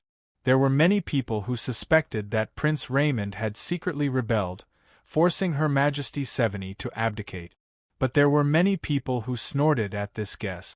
Queen Seveni had ruled the Lampari kingdom for all these years, developing the Lampari kingdom from a small country in the southwest of the continent to a country that occupied a large amount of land in the southwest of the continent. It was an important country in the Signs continent, even being able to compete with the two empires. It could be said that her achievements were shocking, and she could be considered the greatest queen in the history of the Lampari kingdom. Adding in the fact that she had ruled for all these years, the Lampari kingdom had developed quickly and the lives of the citizens had improved each year. It was incomparably different from before she ruled, so Queen Seveni's prestige in the Lampari kingdom was unparalleled and no one could compare to her. Even if Prince Raymond had the idea of rebelling, who would be willing to follow him? Then again, he was Queen Seveni's only son. He was the heir to the throne of the Lampari kingdom without a doubt. He didn't need to worry about anyone stealing his inheritance. He could just wait for Queen Seveni to grow old and naturally inherit the throne. Why would he do something so risky and disgraceful? No matter what the outside world guessed, the transfer of the Lampari kingdom's throne went very smoothly. After Her Majesty Seveni abdicated, she would often appear in public for the first 3 months, participating in various national policies. But after that, she appeared less and less, slowly reducing her participation in politics. In the end, after half a year, Queen Seveni announced that she could confidently hand the Lampari kingdom to Raymond before disappearing from public view. No one knew where she went. ####. Sue-E looked at Seveni standing in front of him with a strange look, not knowing what expression he should use to deal with her. "Hey, Sue-E, what's with that expression? You don't welcome me?" Seveni had a relaxed smile on her face. "How could I not welcome you?" Sue-E shook his head. He pulled over a chair beside him and signaled for Seveni to sit down. "I'm just curious, why aren't you staying in the Lampari kingdom? Why did you come all the way to my place?" Sue-E and Seveni weren't in the Signs or the Demon Cloud continent. Rather, it was an island that Steele had carefully picked for Sue-Yi's family to live on. This island wasn't far from Space Island, being around 400 kilometers away, but it was over 6,000 kilometers away from the Signs. Seveni had suddenly crossed 6,000 kilometers and appeared in front of Sue-E. How could he not be surprised? "What is strange about this?" Seveni said with a faint smile. "I don't believe that you don't know that I've already abdicated." I know. But this has nothing to do with you suddenly running so far away, right? Of course it's related. I'm no longer the queen of the Lampari kingdom. According to what you said, I'm unemployed and have nothing to do. Since I have nothing to do, isn't it normal to see an old friend? Seveni said with a faint smile. If you really wanted to see me, it wasn't like you didn't have a chance before. Sue-E rolled his eyes. Running over now, aren't you afraid that I'll chase you out as someone who's here to make a living? Seveni couldn't help laughing. Sue-E, after not seeing you for so many years, you're still as funny as ever. That's right. It's been many years. Sue-E looked at Seveni and suddenly said with a sigh. Seveni also fell silent. She didn't say it casually when she said that they hadn't seen each other in many years. In fact, over 10 years ago, the two of them had greatly reduced the number of times they met in real life. After that, they didn't even use long-distance magic communication anymore. Sue-E had always been busy with the matters of the Demon Cloud continent, so he didn't have a chance to contact the Lampari kingdom. As for the cooperation between the New Flyer and the Lampari kingdom, it was all handled by Freya and the other members of the New Flyer, so Sue-E didn't have anything to do with it. The best chance for the two of them to meet was 3.5 years ago when Sue-E returned to Signs and attended Heinz's funeral in Banta City. However, in those 5 days, Sui didn't take the initiative to meet Seveni, and Seveni didn't immediately rush over to meet Sui like before, so the two of them missed each other again. Accurately speaking, including today, we haven't met in real life for 8 years, 7 months, and 21 days. Seveni said in a soft voice. Seveni said in a soft voice, the last time we met was for teacher Carmilla's 100-year birthday. Sui never thought that Seveni would remember the time this clearly. After being surprised, he said with a sigh, if it wasn't for grandfather's birthday, I wouldn't have invited that many guests and we might not have met. Seveni looked at Sui and said with a sigh, you have to know you didn't even come to Raymond's wedding 4 years ago, you just had Freya come as a representative. Hearing the hidden bitterness in Seveni's voice, Sui said with a bitter smile, there was no other way, the matters of the Demon Cloud continent were at a critical juncture and I couldn't leave. So you couldn't even come to your son's wedding? Sui was surprised and his eyes popped out as he stared at Seveni. Chapter 1245. What is there to be surprised about? Didn't Steele already tell you? Seveni had a calm look. I'm no longer the queen of the Lampari kingdom, so there's no need to hide this matter. Actually, I should have told you earlier, but I kept delaying it until now. Speaking of this, I was actually worried. Sui looked at Seveni in a daze and unconsciously asked back, worried about what? Worried that you wouldn't admit it. Seveni looked at Sui. I'm certain that Raymond is our child because I've only had intimate contact with a man like you once in my life. But you don't know that with your personality, you'll definitely be suspicious, right? Sui was silent. Indeed, even now, he wasn't certain that Raymond was really his and Seveni's son. Although in the cooperation between the Frestec Chamber of Commerce and the elves in the past few years, there was already a method based on soul magic, which was essentially a blood relationship test that could determine parentage, it was impossible for Sui to pull Raymond to do this test with him, so he could never be certain. Seeing the expression on Sui's face, Seveni gave a sigh before continuing, Sui, our relationship gradually drifting apart, was it related to this? Sui looked at Seveni. He wanted to admit that it was related, but he couldn't harden his heart to nod. After finding out that Raymond was likely his and Seveni's child, Sui had some prejudices against Seveni. To him, Seveni didn't hesitate to drug him just to have a child that was related to him by blood. Like this child would definitely become the king of the Lampari kingdom, and Sui would take care of him because he was his child, so he would take care of the Lampari kingdom. It had to be said that this was a very common scheme, and Sui could understand why Seveni did this. But he didn't like this method.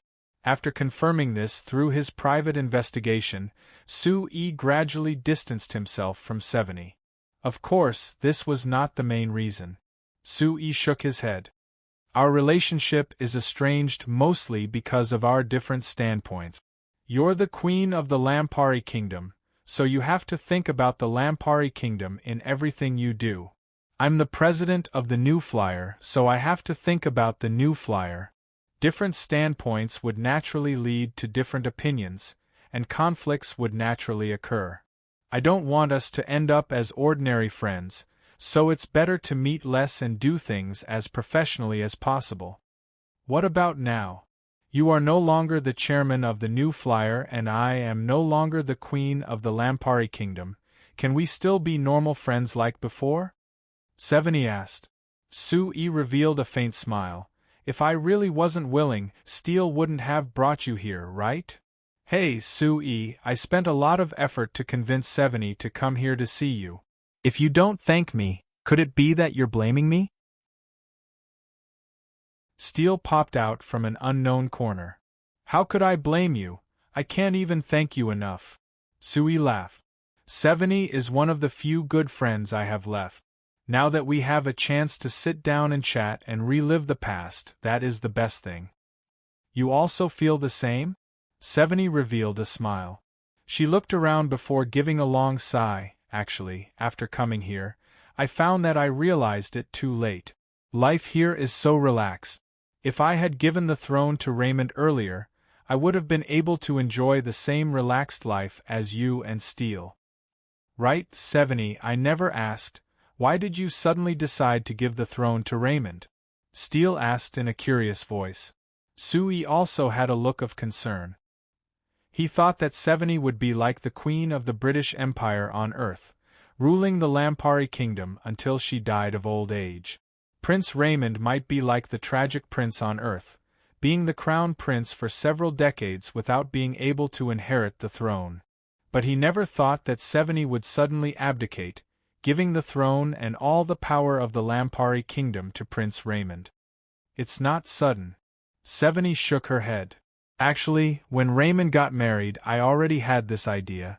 I've been training Raymond over the years, letting him participate in politics and making decisions so that he could smoothly inherit the throne. Now that I feel that the time is right, I'm giving the throne to him. Isn't this very normal? No, 70, I understand you. Even if you already had this idea, if it wasn't because you were stimulated, you wouldn't suddenly make this decision. Sui said in a certain voice. 70 was silent for a bit before giving a bitter laugh. All right, Sui, you're the only one who understands me the most in this world. That's right, I was indeed stimulated. Moreover, this stimulation is related to you and Steele. Sui and Steele were surprised. How is it related to us? Ask your good daughter Freya. 70 said with a smile. 70 said with a smile. If it wasn't for her telling me that Raymond didn't agree with me on promoting the space program and secretly complaining that I was too stubborn, making him have scruples about doing many things, how could I suddenly have this idea? Sui and Steele were even more surprised. Freya said this to you? Steele looked a bit angry. How could she say this in front of you? This is too outrageous. No, after I seriously considered it, I felt that her words were very reasonable. Now that I've given the Lampari Kingdom to Raymond, I can relax and do whatever I want. Look, I ran here to see Sui. 70 looked relaxed, not caring at all. She turned to Sui after saying this. Sui, it seems like Freya isn't willing to live a peaceful life. You have to be prepared. Without waiting for Sui to say anything, Steele knit her brows. What do you mean by this? Sui stopped Steele and shook his head with a bitter smile. I know. This daughter's personality has been like this since she was young. It would be strange if she was obedient. Of course, with the current sign situation, being obedient isn't a good thing, right? That's right. 70 gave a slight nod. So I'll give the Lampari Kingdom to Raymond and let him and Freya deal with the signs that are currently in chaos. Saying that the signs were in chaos wasn't an exaggeration at all. Although the Lampari Kingdom had conquered the Angela Kingdom, the follow-up work was far from over. Now that half a year had passed, there would be some rebel groups that would appear from time to time in the An-Karaj Kingdom. They would disrupt the peace of the An-Karaj Kingdom and make the Lampuri Kingdom very worried. However, compared to this, the Lampari Kingdom situation was already very peaceful. The situation in the other parts of the signs was even worse. The southeast corner of the continent. The Nozdormu Business Union Kingdom's offensive had been very smooth in the past 2 years. Not only did they break through the Chino Kingdom's capital in one fell swoop, they easily took over most of the Chino Kingdom's territory and continued their offensive in the north. Soon, they controlled the entire southeast corner of the continent. However, after this, the countries in the southeast corner of the continent formed a resistance alliance, uniting the countries in the east to resist the Nozdormu Business Union Kingdom. In the past few years, the Nozdormu Business Union Kingdom had been in a stalemate with the resistance forces of these countries. The flames of war continued in the southeast corner of the continent and the east corner of the continent. In the center of the continent, since the Kanla Empire and the Malar Empire officially started their war, the flames of war had spread to more than half of the Sign's land. In the past year alone, the armies of the two empires had more than 4 large-scale battles with more than 100,000 people, and there were more than 100 small-scale battles. The small countries that were affected were innumerable. The flames of war not only spread to the borders of the two empires, but also extended to the center of the continent, covering half of the continent. However, the two empires had a tacit understanding. They never really mobilized the power of the entire country and entered an all-out war. They only maintained a fighting stance and fought from time to time. However, they never stopped their development because of this. Affected by the war, the development of the magic industry in the signs inevitably slowed down. However, the various industries related to the military had achieved outstanding growth, especially in the field of military magic machines. The two empires would take out new military magic machines every once in a while, showing that their technology had made another breakthrough. At first, it would take a year or two, but in the past 2 years, it would only take a few months.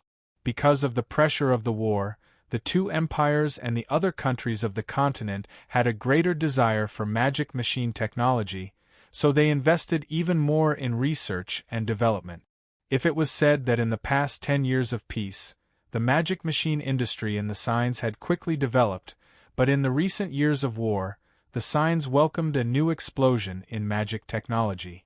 On Earth, when historians analyzed history, they would say that war was the greatest driving force for technology development. This point was perfectly displayed in this world. But no one knew what the final development was. Seveni didn't know and Sue-E also didn't know.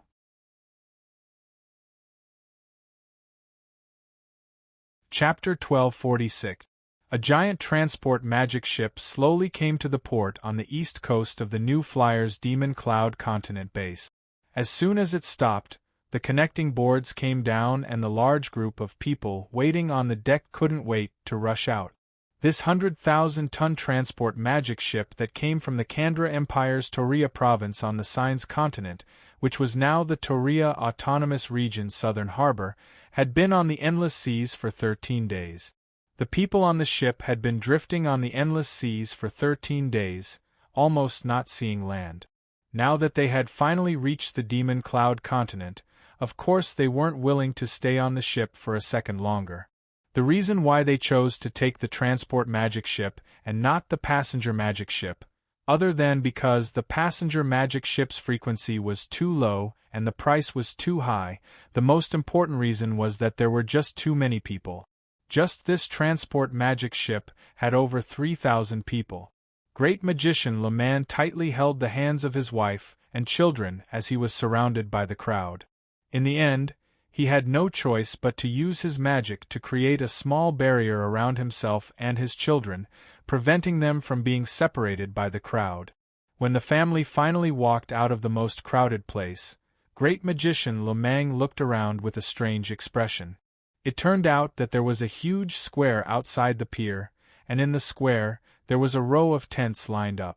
There were all kinds of huge banners written on them, and they looked like stalls. But based on the large banners and the words written in the sign's common language, these weren't stalls, but rather the recruitment banners for the various companies of the Demon Cloud continent.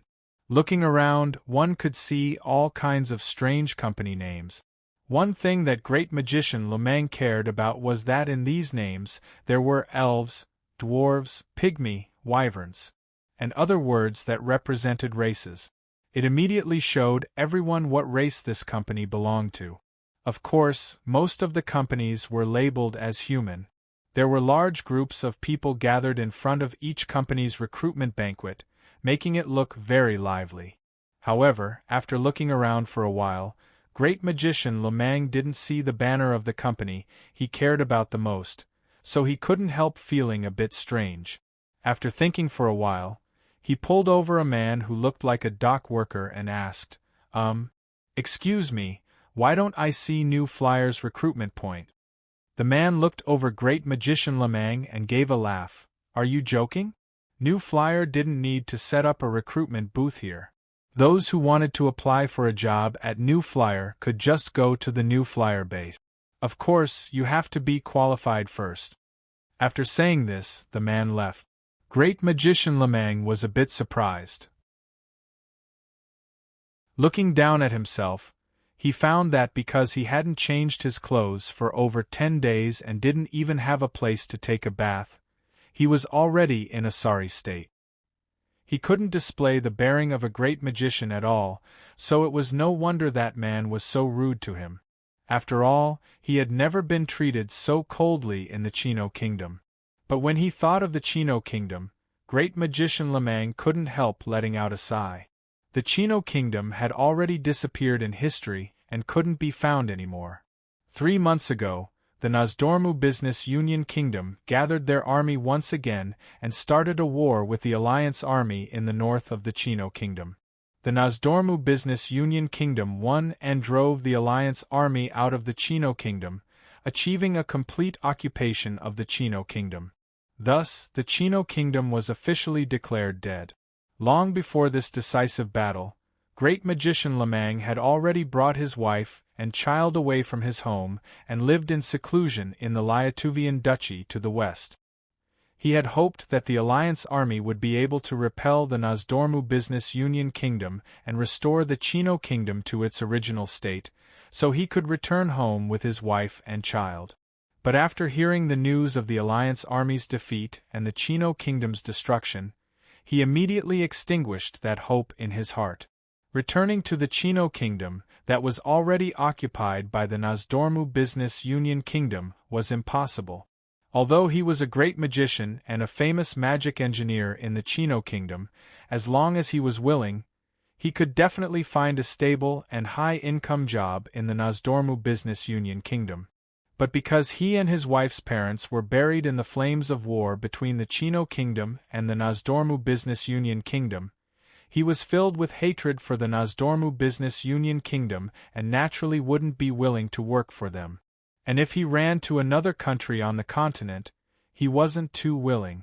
Just as he was hesitating, he accidentally saw an advertisement on the Demon Cloud continent in the newspaper and had the idea of moving his family to the Demon Cloud continent. In any case, the signs were now filled with the flames of war. Rather than staying here in turmoil, it was better to run to the Demon Cloud continent that was tens of thousands of kilometers away. He had already seen some reports on the Demon Cloud continent in the newspaper, saying that the new continent was now completely controlled by the new flyer and had completely stabilized. Although the development there wasn't as good as the signs, at least it was far better than the signs in terms of peace. Thus, Great Magician Lemang secretly contacted the people of the new flyer and confirmed that he would be able to get a good job in the new flyer after coming to the Demon Cloud continent. Thus, he made the decision to cross the endless sea with his wife and family and come here. But after coming here with great difficulty, he found that because he had lost his magic communicator on the ship, he couldn't contact the people in the new flyer responsible for receiving him. It was a bit troublesome. It looks like I'll have to make a trip to the new flyer base. Great Magician Lemang collected his thoughts and looked up. He easily found the direction to the new flyer base through a few very obvious signs. Just as he was about to call his wife and family to set off, a loud voice suddenly sounded in the square, covering the surrounding noise. Great Magician Lemang, Great Magician Lemang, please go to the guest service center at the docks. After hearing this, the staff is looking for you. After repeating this 3 times, the voice disappeared. The surrounding people only paused for a moment before going back to what they were doing, as if they were already used to this situation. Great Magician Lemang was filled with joy. He didn't need to ask anyone this time and just used the signs to easily find the guest service center at the dock. As soon as he walked in, a figure charged over. Great Magician Lemang, I finally see you. I couldn't contact you this entire time, I was worried to death. The person who charged over was the person who had contacted Great Magician Lemang before, the person responsible for receiving him on the Demon Cloud continent from the new flyer. It was a young girl. Great Magician Lemang revealed an apologetic smile. I accidentally lost my magic communicator on the ship. You lost it? The girl blinked. Could it be that someone stole it? Great Magician Lemang's expression was a bit awkward. I don't know either. I just found that it was gone when I woke up one morning. As a great magician, his magic communicator had been stolen by someone. This really was a shameful matter, so of course he wasn't willing to admit it. The girl thought about it and revealed a faint smile. She didn't ask anything as she turned to look at Great Magician Lemang's wife and son, warmly greeting them. Then she led them out of the guest service center and into a magic sedan that was already waiting outside. Finally contacting the staff of the new flyer, Great Magician Lemang and his wife let out a sigh of relief. After getting in the car, he finally had the time to look around. When he was on the ship, he found that this dock was bigger than the dock on the southern coast of the Toria province. Now that he had driven out of the dock, he found that the streets were connected and there were tall buildings. There was a lot of traffic and pedestrians, making it a prosperous scene. Before coming to the Demon Cloud continent, although he had used various methods to understand the Demon Cloud continent because of the impression in his heart, he had always thought that the Demon Cloud continent was a desolate place. He was already prepared to live a hard life here. Who would have thought that now that he was here, he would find that not mentioning the other places, just the dock and the surrounding area, it wasn't that different from the Canla Empire's capital, Wimbledon City, that he had been to twice before. Even looking at it from another angle, Wimbledon City still had many old things from before, so it had a bit of an old feeling. But here, it was filled with new products that had a strong modern feel to it. Although Great Magician Lemang was already in his 40s, his mind was still young. If he had to choose, he liked this modern feel more. Of course, this was related to his profession. While the magic sedan drove, the girl in charge of the reception gave a simple introduction to Great Magician Lemang. The new flyer gave special treatment to Great Magician Lemang, who was powerful and had enough skills, as well as having a reputation in the signs. Not only would they take care of Great Magician Lemang's work, they would also help him settle down his wife and children. For example, the most direct manifestation of this was that after he officially joined, he would be given a villa that had all kinds of facilities, allowing him to live in it without worry. Great Magician Lemang was very satisfied with this. When the receptionist girl drove him and his wife to the villa that had been assigned, he was even more satisfied. The exterior of the villa was beautiful and luxurious, and the surrounding environment was quiet and pleasant. The interior was fully equipped with all kinds of household magic machines, and even the furniture, bedding, and the like were all very well prepared. He and his wife could move in as soon as they arrived, and there was no need to prepare anything at all. This kind of thoughtful arrangement made Great Magician Lemang feel that this trip wasn't in vain. It also made him want to work for the Frestek Chamber of Commerce. So when his wife and children settled down and his wife took them to take a bath, he couldn't wait to tell the receptionist that he wanted to immediately start working. "Your Excellency Great Magician, you've just arrived today, so you should rest for a day. Tomorrow morning, I'll come pick you up and take you to take care of the paperwork while also getting to know your work. What do you think?" Great Magician Lemang thought about it and didn't insist. But he still had a question in his heart that he wanted an answer to. "I saw a report in the Signs newspaper last month that you new flyer was planning a manned space experiment. What is the situation now?" The receptionist girl revealed a faint smile. "This is the company's secret, I can't casually say it. But I can tell you some not-so-secret news.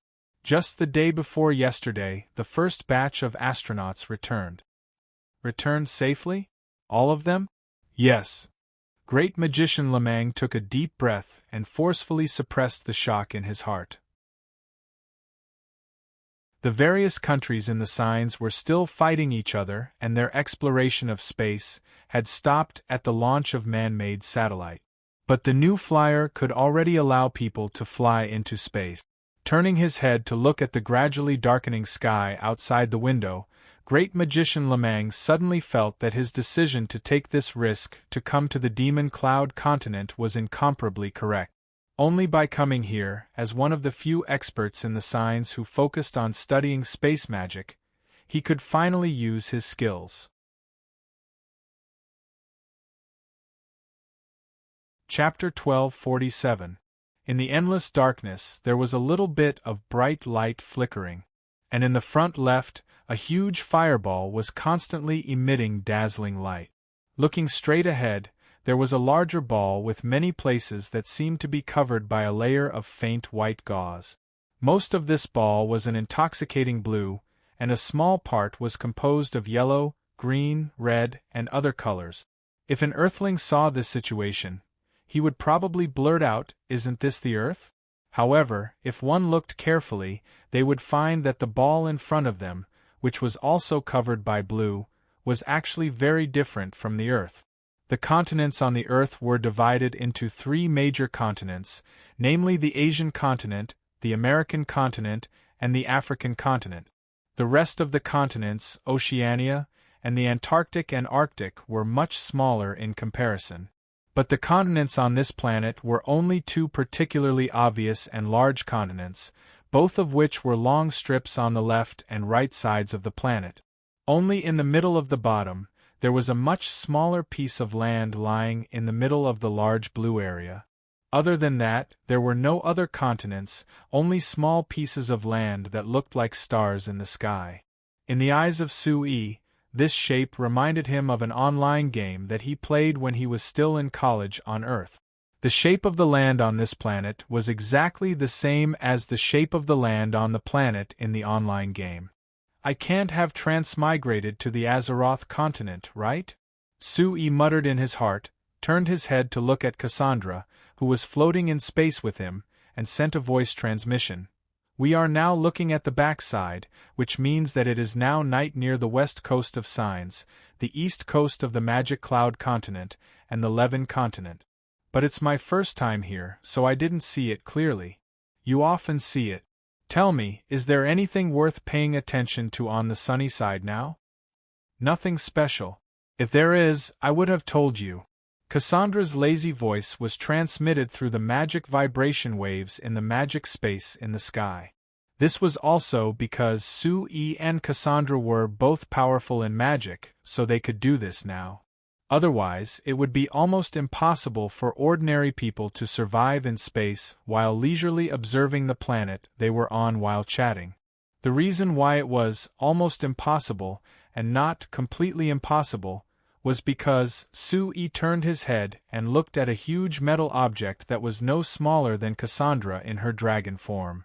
This thing was the part of the spaceship that New Flyer successfully launched last month. After the successful launch, most of the first batch of astronauts who flew into space had safely returned to the ground. Now, this part of the capsule was left in the fixed orbit, flying around the planet below like a man-made satellite. According to Sui's plan, after launching a few more spaceships in the future, they would be able to build a space station in the sky. Thinking of this, Sui turned to look at Cassandra with a strange look in his eyes. When Earth was researching and developing aerospace technology, no matter what they wanted to do in space, it was very difficult. It required a lot of investment, and they had to be extremely careful to succeed. There was also a great risk of failure. In this world, because of the existence of the dragons, the New Flyers space program went extremely smoothly. The speed of progress was far beyond Sui's imagination. Let's not talk about anything else, just take the space station plan as an example. The most powerful countries on Earth joined forces, spent a lot of money, invested a lot of manpower, and a lot of time to finally build a small international space station. Every year, a lot of manpower and material resources were invested just to maintain the International Space Station. But here, the Frestec Chamber of Commerce had only spent 2 years on this plan, and they had finished the first phase in a single year. Then, at most, it would take another half a year to build and put the space station into use. The reason for such an exaggerated difference was because of the existence of dragons like Cassandra. The dragons' powerful physical bodies, coupled with their equally powerful magic abilities, allowed them to fly freely in space. So many problems that were incomparably hard for the space scientists on Earth became a piece of cake for the Frestek Chamber of Commerce. With the help of Cassandra and the other dragons, the Frestek Chamber of Commerce could easily obtain the precise data from space. They didn't even need to launch rockets, they could just have the dragons bring some small instruments into space to test, saving a large amount of time and money. Other than that, if the same satellite malfunctioned, it would be very hard for the countries on Earth to repair it. But the Frestek Chamber of Commerce could have the dragons fly into space to repair it, so there was a large difference in the cost of repairing it. In the future, when the space station was built, the daily maintenance and repair could also be handled by the dragons. It was convenient, fast, and very safe. This advantage was something that the space experts on Earth would never have thought of. "Hey, Sui, what are you looking at me for?" Cassandra asked when she felt Sui's strange gaze. "Nothing, I was just thinking, are you interested in building a base in space or something? It would be convenient for you to play in space in the future." Space? Cassandra froze for a moment, then her pair of huge dragon eyes shone with excitement. Okay. Every time we fly up from the ground and fly back, it's so troublesome. Last time, my people and I came to a space flight competition, but later they all felt that it was too troublesome to fly up and didn't want to come. If there is a space base that can accommodate us, I think they will be very willing to come. Sui couldn't help but roll his eyes. This group of dragons had such a heaven-defying body and powerful magic power, but they never used them on the right path. It was a big waste. Cassandra, have you ever thought about building a base on the moon? The moon? Are you talking about Alice? Even after so long, Cassandra's voice was still a little unnatural when she mentioned Alice. Building a base on the moon is probably more troublesome than building a base in space, right? Your Chamber of Commerce doesn't have the ability to fly to the moon now. Just relying on my people and me to carry so many things. It would be exhausting. Of course, I don't want you to carry things all the way there. Even if you are willing, when you get there, do you know how to build a base? Sui asked again. Cassandra was suddenly speechless. Of course, the physical strength and magic power of the dragons were great, but other things were not worth mentioning. Asking them to build a house and a base was simply torturing them. My plan is mainly based on the teleportation array above Alice. Leyland muttered to himself. Hearing Sui's words, Cassandra subconsciously flew back a little. For some reason, she felt that Sui was not going to say anything good. But our Chamber of Commerce doesn't have the ability to fly to Alice. You are the only dragon who has been there and has this experience. So, Cassandra, are you interested in flying there again and doing a few more experiments on that magic array? Sui's tone was full of temptation, but Cassandra immediately flew far away after hearing it. What a joke! The last time she was teleported back to the ground on Alice, it was the biggest shock she had ever suffered in her dragon life. She didn't want to experience it again when she had nothing to do.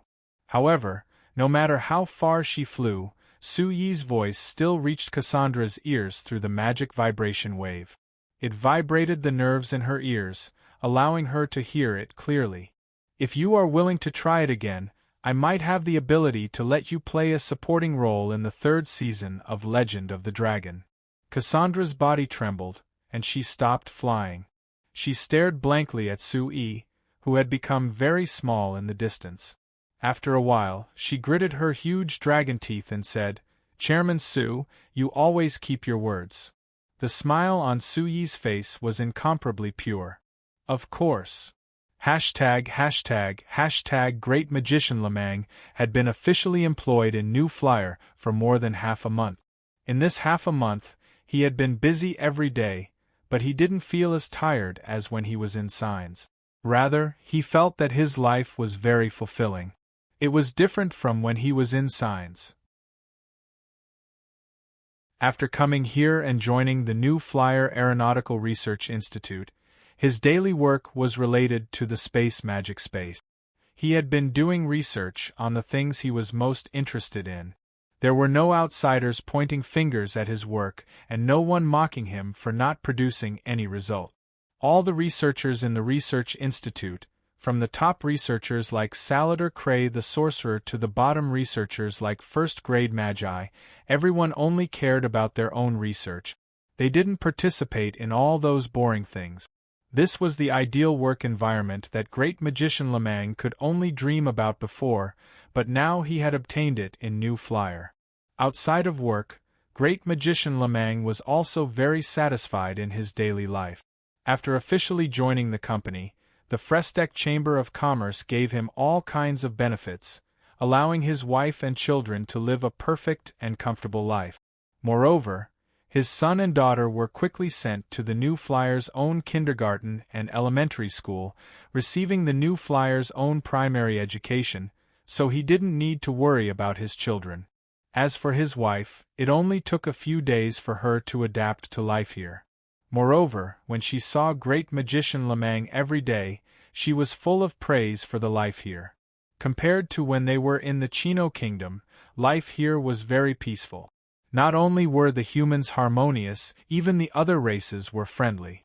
Adding in the pleasant environment, it was easy to obtain all kinds of daily necessities, as well as all kinds of convenient services that great magician Lemang could never imagine.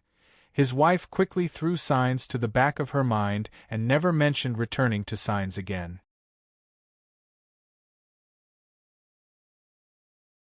Chapter 1248.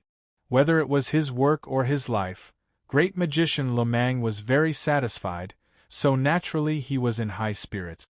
Walking on the road, he was no longer in the sorry state he was in when he first arrived. No matter who he met on the road, he would nod to them with a smile and receive a warm smile in return. Today was his day off, and thinking that he hadn't been alone with his wife in a long time, he didn't work overtime and went for a walk with his wife by the dock. "Do you think I should open a flower shop?" His wife, walking beside great magician Lemang, suddenly spoke up. "I've looked around the area in the past few days and there aren't many flower shops. If you choose a suitable location, your business should be quite good. You can decide this yourself. I don't have any objections." Great magician Lemang waved his hand and spoke in a magnanimous manner. His monthly salary at the New Flyer was 80 gold coins, and adding in the various benefits, his monthly income was over 100 gold coins, so it wasn't much to support his wife opening a flower shop. But after his wife seriously thought about it, she shook her head. "Forget it, we've just arrived, so we shouldn't open a shop right away. It wouldn't be good if others knew about this. Then again, Henry and Havina need someone to take care of them, so it's better if I stay at home." Great magician Lemang revealed a faint smile and nodded in agreement with his wife's thoughts. In fact, in his heart, he still hoped that his wife would stay at home and handle the housework with peace of mind. However, his wife had been exiled with him and had experienced more than half a year of turmoil.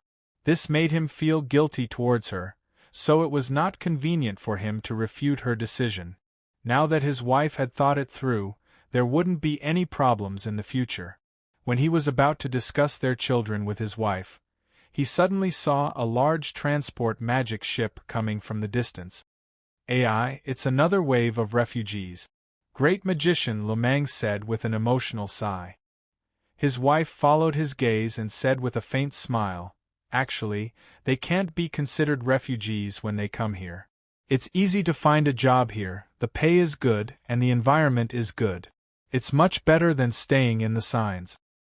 But after all, leaving one's home and coming to another continent over 10,000 kilometers away makes one feel uncomfortable. You'll get used to it after a while, there's nothing uncomfortable about it." Great magician Lemang looked at his wife with a bit of a smile. Before coming to the Devil Cloud continent, she was the one he was most worried about, but now she spoke with an experienced tone. Turning to look at the harbor, he found that the large transport magic ship had stopped and groups of passengers were coming out. Seeing the crowd, Great Magician Leman thought of the scene when he first came here and secretly let out a sigh. Suddenly, his eyes focused on a person who was getting off the ship. His expression changed slightly. "What's wrong?" His wife noticed that something was wrong with him. "I think." Great Magician Lemang's expression was a bit uncertain. "You saw an acquaintance?" "An acquaintance?" His wife was a little surprised. They had left their hometown, abandoned everything in the signs, and came to the Demon Cloud continent. It had only been half a month since then, so how could they have any acquaintances? Great Magician Leman knit his brows in thought before waving his hand. "I'll go take a look." Seeing Great Magician Leman walk towards the harbor, his wife quickly followed. The two of them went to the harbor where the large transport magic ship had stopped. There was a large group of refugees coming out of the ship, and they couldn't even stand still from the rush of people. Great Magician Leman saw that his wife was almost knocked down by several people and helplessly used his magic to pull his wife into the air. Looking around in the air, he didn't see that familiar figure. Great Magician Leman hesitated a bit before adding a sound amplification spell on himself and loudly shouting, "Zaboto? Zaboto! I am Leman, respond if you hear me." "Zaboto?" His wife was stunned again. His wife was stunned. "You saw him?" I just saw a person that was very similar to him." Great Magician Leman looked around and repeated what he had just said. As soon as his voice fell, there was a figure that flew out of the crowd to the left and quickly flew in front of Great Magician Leman. You are Leman?" Looking at the wrinkled robe and messy hair in front of them, it was clear that he hadn't taken care of it in many days. He looked just like any other refugee. Great Magician Lemang and his wife stared at him for a while before finally recognizing him. "Zaboto, it really is you." Half an hour later, Great Magician Leman, his wife, and Zaboto's group of 6 were sitting in a coffee shop near the harbor. "Zaboto, why are you here? And them?" Great Magician Leman looked at Zaboto, who looked even worse than when he came to the Demon Cloud continent. Then he looked at Zaboto's family who were sitting beside him and felt a bit surprised. When he was young, he studied at a magic academy in the Kanla Empire and Zaboto was his classmate for 4 years. The two of them had similar personalities and became very good friends. Even if he returned to the Chino Kingdom and Zerberto stayed in his hometown in the southern province of the Kandra Empire, the two of them were separated by over 1,000 kilometers. But because of the Frestek Chamber of Commerce's convenience, the two of them kept in contact and had a good relationship. They would meet each other at least once a year. Zaboto was very clear that he had to escape to the Demon Cloud continent because of the Chino Kingdom.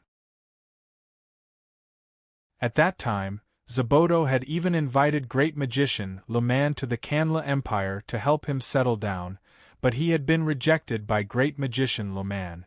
At that time, Zaboto had told Great Magician Leman that although the Kanla Empire was at war with the Mala Empire, the internal situation was stable and the southern province was far away from the war zone. It wouldn't affect him at all and he would live a good life there. It had only been a little over a month, so why did Zaboto bring his family to the Demon Cloud continent? It's a long story. Zaboto gave a deep sigh, his expression filled with exhaustion. I thought that the Empire and the Mala Empire had been at war for such a long time, but it didn't affect the stability of the Empire. I thought that it would continue in the future, but I didn't think. What? Your Kanla Empire lost? Great Magician Leman was shocked. No, the war between the Empire and the Mala Empire has always been stable. This time, the Empire had an internal conflict. That's not right? Great Magician Leman's face was still filled with doubt. Even if there was a bit of trouble in the Empire, it wouldn't make a great magician like you bring your family to the Demon Cloud continent, right? The problem is, this isn't just a bit of trouble. It turned out that just last month, the southern province of the Kanla Empire suddenly erupted in turmoil. This turmoil was different from any other turmoil in the history of the Kanla Empire. All the upheavals in history were instigated by the local nobles or even the branches of the royal family. But this time's turmoil was caused by the commoners. To be more accurate, it was the workers. At the beginning, it was a textile factory where the workers were dissatisfied with their pay being cut too much and their overtime being too long, so they went on strike. Later on, the workers and the factory became impulsive, and the guards of the factory accidentally killed 2 workers, causing the workers to riot. After that, the scope of the riot quickly spread. In less than a week, it had spread to the entire southern province. The 2 military magic machine factories that the Kanla Empire had set up in the southern province were also involved. The angry workers killed the higher-ups and the nobles in charge of the factories and took up their own weapons before wantonly distributing them to the other workers in the southern province who had participated in the riot. With the weapons, the workers' fighting power soared, and it didn't take long for them to attack the capital of the southern province, causing the imperial army stationed in the southern province to rebel. In just a month's time, the situation in the southern province had become a mess. As a great magician, Zberto had more ways of obtaining information than normal people, so he was the first to react. Before the workers turned into rioters and invaded his city, he had already avoided them. His original plan was the same as great magician Lemang's. He wanted to find a place to hide and observe the situation.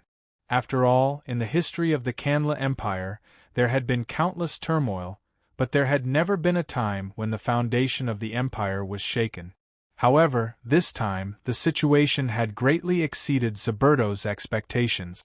Although the Kanla Empire had quickly reacted and sent an army to quell the chaos. But this time, the chaos had spread to the entire southern province, and the army that had come to quell the chaos was quickly caught up in it. Speaking of this, the governor's palace hasn't made any moves since the chaos began. Even when the Empire's army was defeated, they didn't make any moves. I don't know if it was intentional. After saying this, there was a trace of hesitation and anger on Zberto's face. If the southern province's governor's palace had reacted quickly when the chaos began and calmed the situation down, it wouldn't have turned into this situation. However, from the beginning, the southern province's governor's palace had acted as if they didn't care and didn't make any moves, allowing the situation to worsen. Zberto, did you forget? The Windsor family had just rebelled a few years ago. Great magician Lemang reminded him. You mean? Actually, that isn't important. Great magician Lemang shook his head. Since you've already chosen to come to the Demon Cloud continent with your family, then don't think about the signs anymore. After saying this, Great Magician Lemang reached his hand out to Great Magician Zberto with a smile on his face. Welcome to the Demon Cloud continent, Zberto. Join the new flyer with me, I promise you won't regret it. Zberto gave a bitter laugh. At this time, do I have any other choice?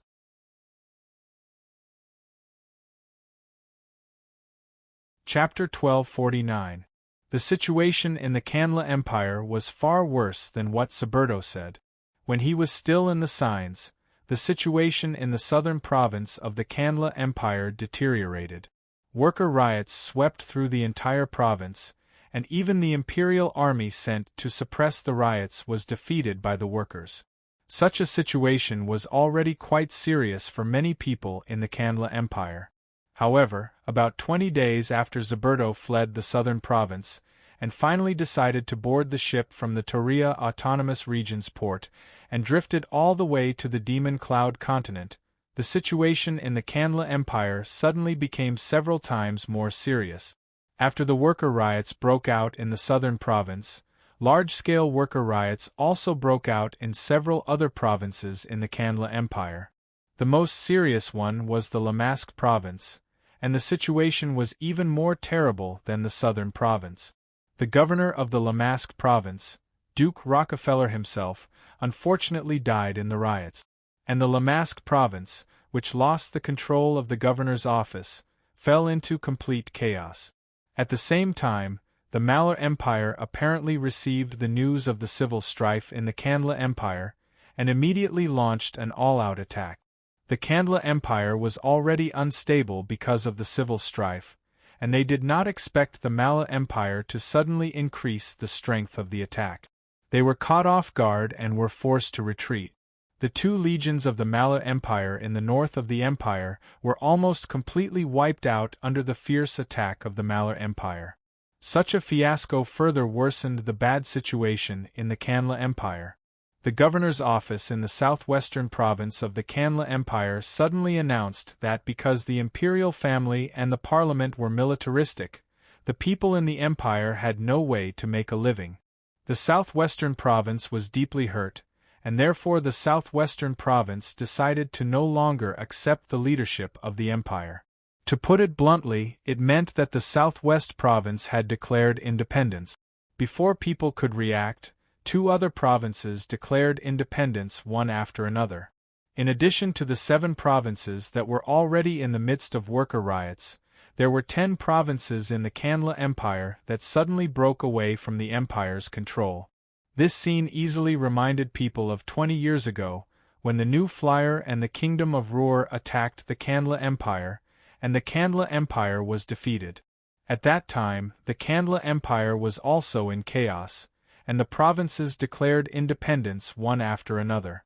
If the New Flyer did not publicly support the imperial family of the Kandla Empire, perhaps even if the imperial family of the Kandla Empire and the New Flyer signed a cooperation agreement, the Kandla Empire would have fallen apart.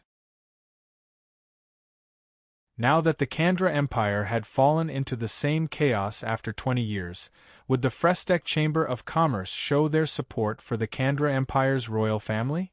Father, do you think we should step in?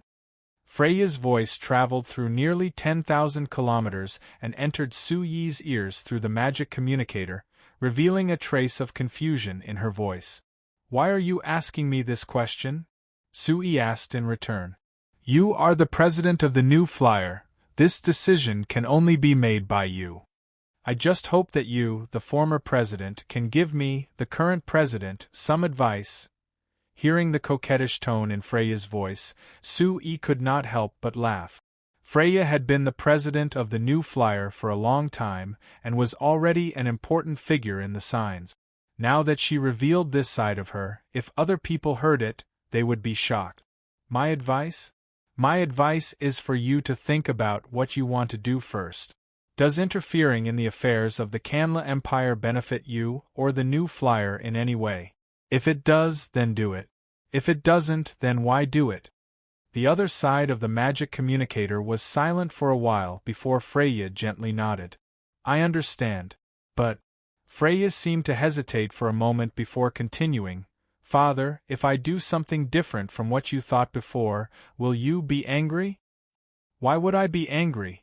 Su Yi could not help but shake his head, but he also knew that Freya could not see, so he put on a very serious tone and said, I already said that the affairs of the signs have nothing to do with me anymore. What this continent will become is their own choice. Right now, I'm more concerned about another matter, so you don't have to bother me with this kind of small matter in the future. Freya, who was tens of thousands of kilometers away, stuck out her tongue. This was an important matter that concerned the survival of the Kandla Empire, but her father said it was a small matter. Could it be that the only important thing in his eyes now was space research? After hanging up the call with Freya, Su Yi soon received a new call, but it was from Akali. President, everything is ready here. Come over quickly. Okay, I'll be right there. Half an hour later, Su Yi appeared on a small island about 30 kilometers northwest of the space island. This small island was the island where Cassandra was teleported back from after activating the Abyssal Demon's ruins on Alice. Akali, a few of her researchers, and Elder Lysania were all waiting here. When she saw Su Yi appear, Akali pointed to the Abyssal Demon's ruins that looked like a stone pillar that was surrounded by them. President, the magic signal that Cassandra sent from Alice has already connected with it. Look, there are already patterns on it. Sue glanced at it and found that the surface of the stone pillar had indeed turned up a faint light blue light. If one looked closely, they would find that the light blue light reflected some very complicated and delicate patterns. These lights were somewhat similar to the light that Sue and the others emitted when they first discovered the ruins of the stone pillar and stimulated it with magic power, but Sue knew that there was a fundamental difference. Now, no one was injecting magic power into the ruins of the stone pillar to stimulate it. Instead, it was Cassandra, who was on Alice 300,000 kilometers away, who was injecting magic power into the abyssal demon's ruins on Alice, causing a resonance reaction here. The same experiment had been done many times during this period, and Cassandra had flown to Alice more than 10 times for this purpose. Akali and the others had already analyzed the specific pattern and could even combine it with the teleportation magic mastered by the mages, making the judgment that these ruins were a huge teleportation array. Today, Akali called Sue, intending to carry out a further and bolder experiment. Elder Lysania, are you really going? Sue turned to Elder Lysania and asked. Elder Lysania nodded affirmatively. Of course. Being able to know which world the abyssal demons went to is very helpful for us elves to study the history of our ancestors. I'm afraid that's not the only purpose. Sue glanced at her and did not ask any more questions. Instead, he turned to signal Akali to begin. Akali waved her hand, and several researchers immediately activated the equipment that had been prepared long ago. A moment later, the stone pillar of the ruins was covered with a layer of a different kind of light blue light. Sue focused on sensing the extremely special frequency of magic waves emitted from the stone pillar of the ruins.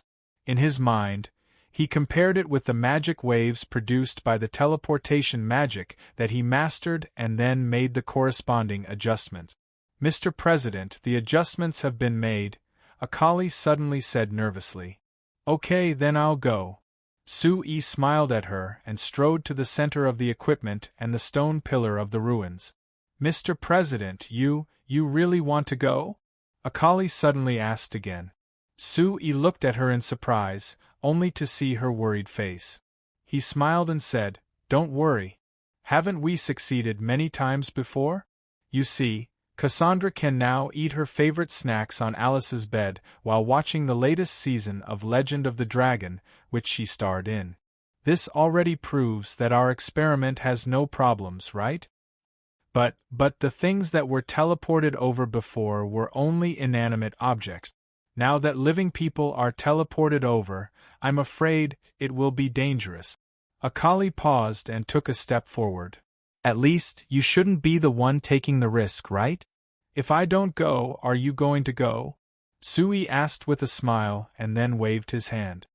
Okay, my magic power is much higher than yours. If there is danger, it's obviously best for me to go. Besides, Cassandra has successfully teleported back and forth several times, which proves that this is feasible. Seeing that Sue had made up his mind, Akali knew that it was useless to persuade him, so she sighed and retreated to the side. Elder Lysania, if I send back news that I have safely arrived, you can reconsider, okay? Elder Lysania nodded silently. After that, Sue nodded at Akali again. Akali gritted her teeth and slammed the button on the equipment in front of her. The stone pillar of the ruins suddenly shot out a bright blue light that completely enveloped Sue. Sue immediately felt that the magic space around him was rapidly changing, and all the magic elements around him were also moving strangely. He was very familiar with these changes, which were very similar to when he used teleportation in the past. But there were also some subtle differences, which he had felt many times during his experiments. Sue carefully felt these subtle differences while carefully controlling the magic power in his body, trying not to let it affect the changes around him. His previous experiments had been successful because he teleported inanimate objects and did not have any effect on the magic space around him. But now, because he was a magus, it was easy for him to affect the magic space around him. According to Akali's analysis, it was very likely that it would make it difficult for the teleportation to succeed. So now he had to control himself as much as possible in the state of an ordinary person without magic, but he had to maintain the ability to mobilize magic power to protect himself at any time. After a while, Sui suddenly felt that the magic space around him had been distorted to a degree that was enough to cause a change. "It's about time," Sui muttered in his heart. In the next moment, he felt that the magic space around him had completely changed into an extremely special state that he had never experienced before. Then, his vision turned black. Logically speaking, it should have been less than 2 seconds, but Sui felt like a long time had passed.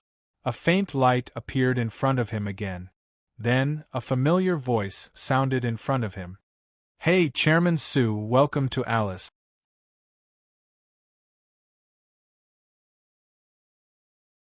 Chapter 1250. Sui calmed himself, and after seeing the situation in front of him, he was shocked. In front of him was a field of green grass, mixed with red, white, yellow, all kinds of colorful flowers. When the breeze blew, the green grass and flowers swayed slightly with the wind. It looked like a grassland full of lush greenery, and spring was pressing. Looking up, there was a boundless blue sky and white clouds. There was even a sun hanging in the sky, shining down rays of warm sunlight. No matter how one looked at it, this was a very good grassland. But Sui had clearly used the Abyss Demon race's teleportation array to go from the Signs planet to the moon named Alice, so why was there this scene in front of him? Could it be that the environment on Alice was like this? That's impossible. Sui immediately shook his head.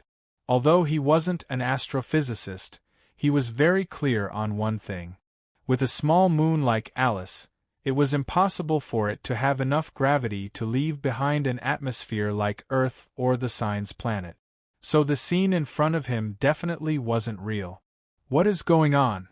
Sui lowered his head and looked at Cassandra, who had just greeted him. Cassandra wasn't in her dragon form, but rather in her human form. She was currently lying on the grass with a thick cushion under her, propping up her upper body. Her head was half raised and there was a household magic illusion projector in front of her.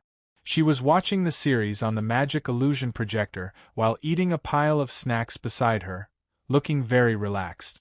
Hey, Chairman Su, are you scared?" Hearing Sui's question, Cassandra giggled. I was indeed scared." Sui nodded. He looked around and closed his eyes to sense it.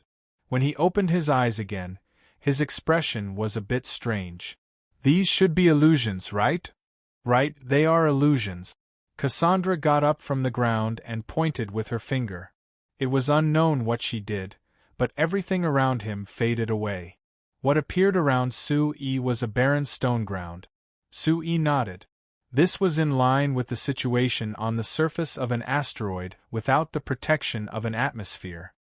These illusions seemed to be a function of this teleportation array. "I accidentally discovered it," Cassandra explained. "Actually, I'm very curious why those abyss demons would make such a function. It has no practical use at all." Sui looked around and understood.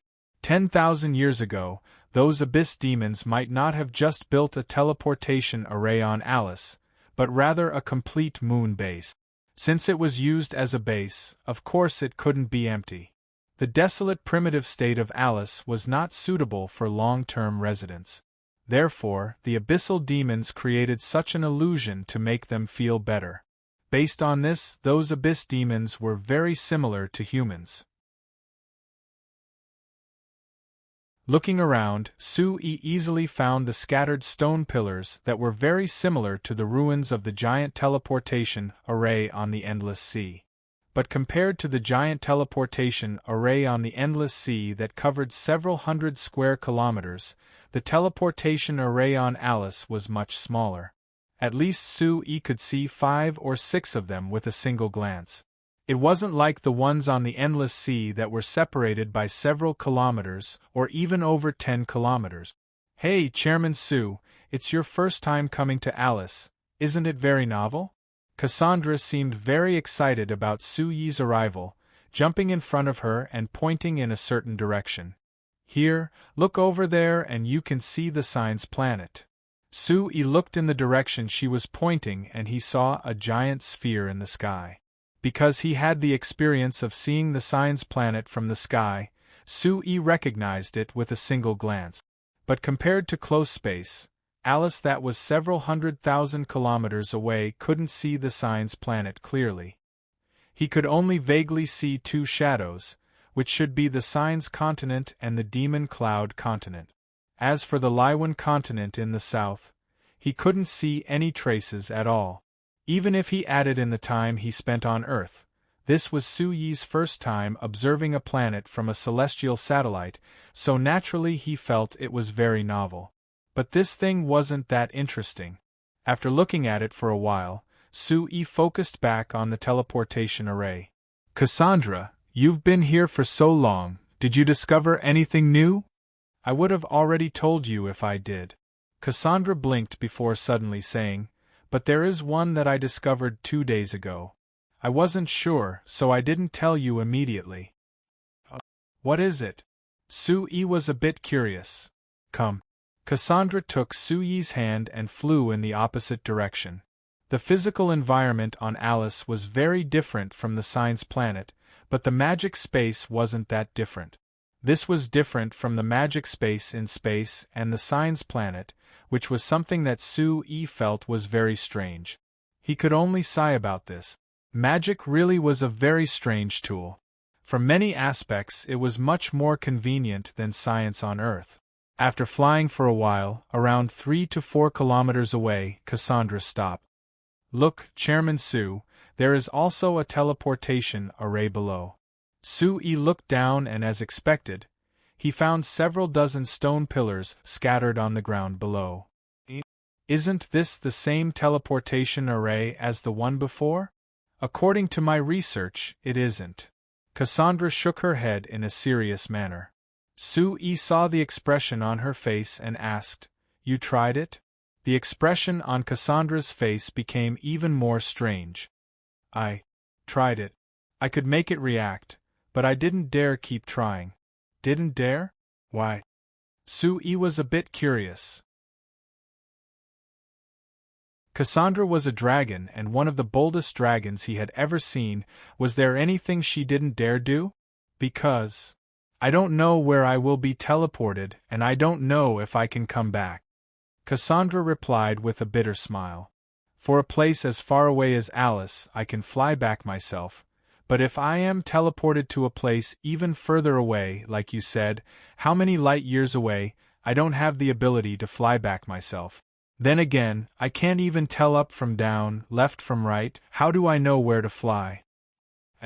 That's true.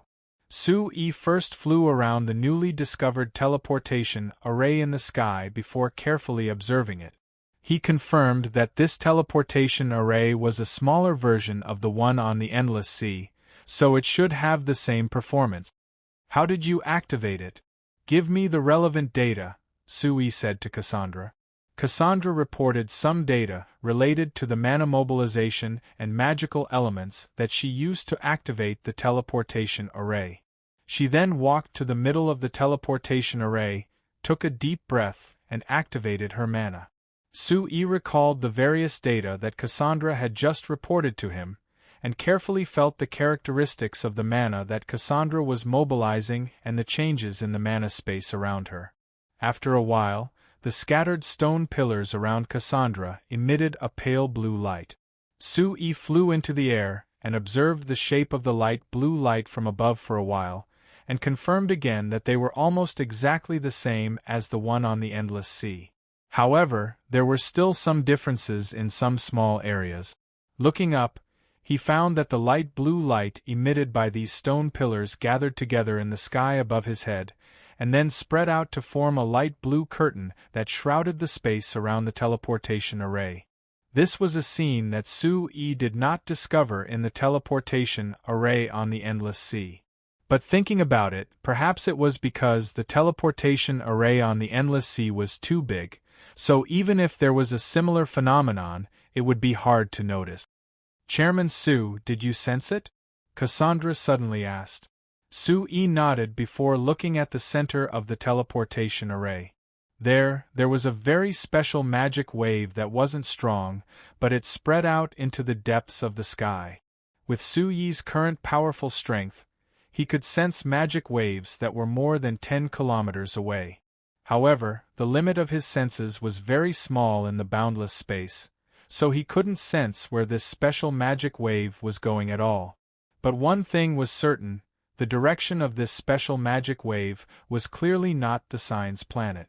Very soon, with Cassandra's magic, there was a very clear change in the magic space of the teleportation array.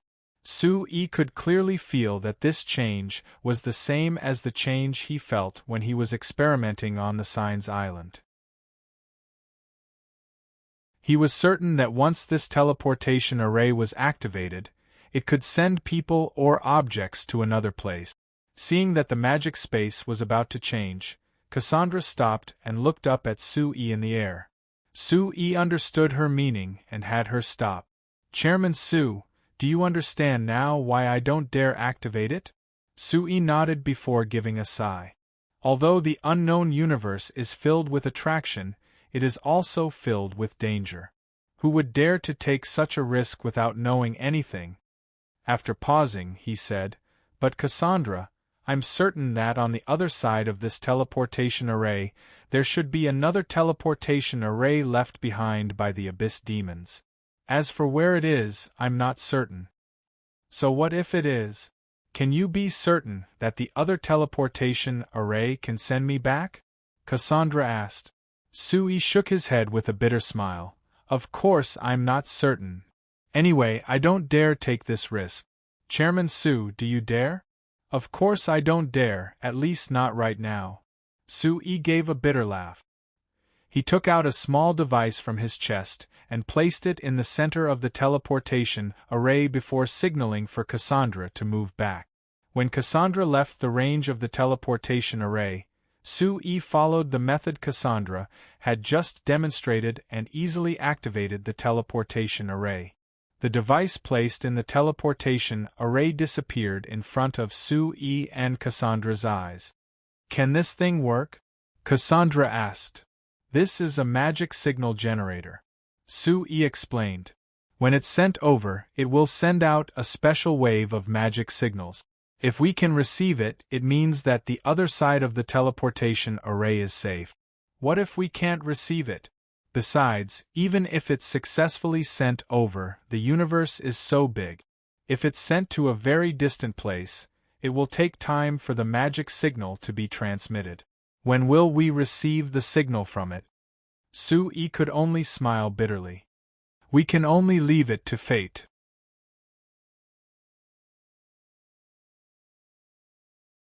Chapter 1251. Su-yi still had things he cared about in this world, so he wasn't willing to take the risk of entering the teleportation array. Cassandra felt that New Flyer had brought her many new interests, making her very happy in this world, so she didn't have the desire to take risk. But Elder Lysania was different from them. After Elder Lysania came to Alice through the teleportation array and understood the situation, she clearly told Su-yi that she and the entire Azhara tribe had the responsibility of finding the elven ancestors, so even if she knew that the teleportation array was dangerous, she had to continue investigating it. Elder Lysania's attitude was firm and Su-yi couldn't go against it, but he suggested that Elder Lysania wait a bit longer. They had to at least give the magic signal generator some time. If the magic signal generator was activated in a short period of time, it would be enough to prove that the teleportation array was safe. Elder Lysania agreed with Su-yi's idea, saying that she didn't mind waiting a year or even several years. The elves had long lives, so waiting a few years wasn't considered much for them. But Elder Lysania strongly requested to join the research team, so Sui naturally wouldn't oppose it and quickly agreed. Of course, they wouldn't just wait here. Although no one was willing to take the risk of passing through the teleportation array, just based on the moon base left behind by the demon race on Alice, there were many things worth researching. As for this unknown teleportation array, there was also a lot of research value. With New Flyer's current research on magic, it was no longer like the previous signs who could only give a rough and imprecise description of magic phenomena. Rather, they had the ability to conduct detailed and deep research, ensuring that they understood the principles behind it. If the teleportation array on Alice was in the previous sign's magic system, it would be a miracle that was hard to understand. But for the current New Flyer, because of the research on the sign's planet and Alice's teleportation array, they already had some ideas. Akali believed that as long as she had enough time to research it, she would be able to crack the secret behind it.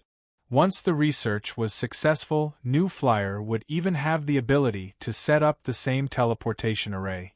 According to Cassandra's investigation, it showed that the demon race's moon base on Alice had a perfect environment for humans to live in.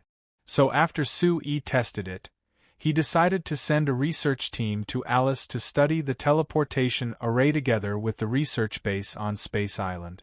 Akali didn't say anything else and decided to lead the research team herself.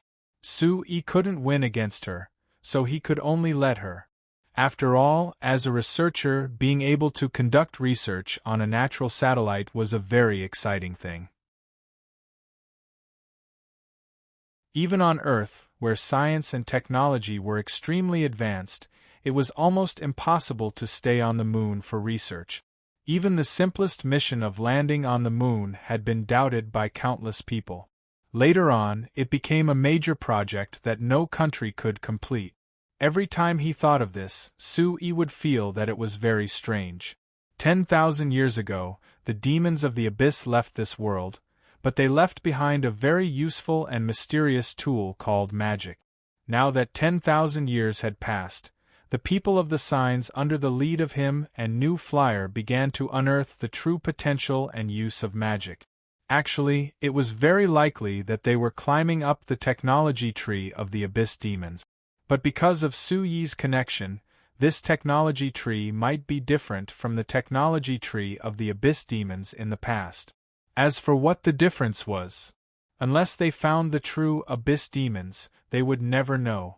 Just as Akali led the research team and Elder Lysania transferred a group of elven subordinates from the Azhara tribe to conduct in-depth research on the abyss demons' moon base on Alice, the situation on the signs continued to change drastically. Due to the worker riots in several provinces, as well as the provinces declaring their independence from the Kanla Empire's royal family and the imperial parliament, or even declaring independence, the Kanla Empire once again fell into a large-scale civil war. The entire empire was in a state of turmoil, and the situation was even worse than when the New Flyer and the Kingdom of Ruhr jointly attacked it more than 20 years ago. At this time, countless people were waiting for the New Flyer's reaction. If the New Flyer once again expressed their support for the Kanla Empire like 20 years ago, then the Kanla Empire's internal stability would very likely be restored and they would be able to overcome the crisis again. Even if the New Flyer could prevent the Mala Empire from attacking the Kanla Empire, with the strength of the Kanla Empire's royal family, they would also be able to gradually assess the internal chaos. However, under everyone's gaze, the New Flyer directly ignored the Kanla Empire's situation and did not express any stance on it. Whether it was in public or in private, the Xinfei Chamber of Commerce's upper echelons expressed their stance on the Kanla Empire's internal affairs. They expressed that this was the Kanla Empire's internal affairs and that the New Flyer was only a chamber of commerce.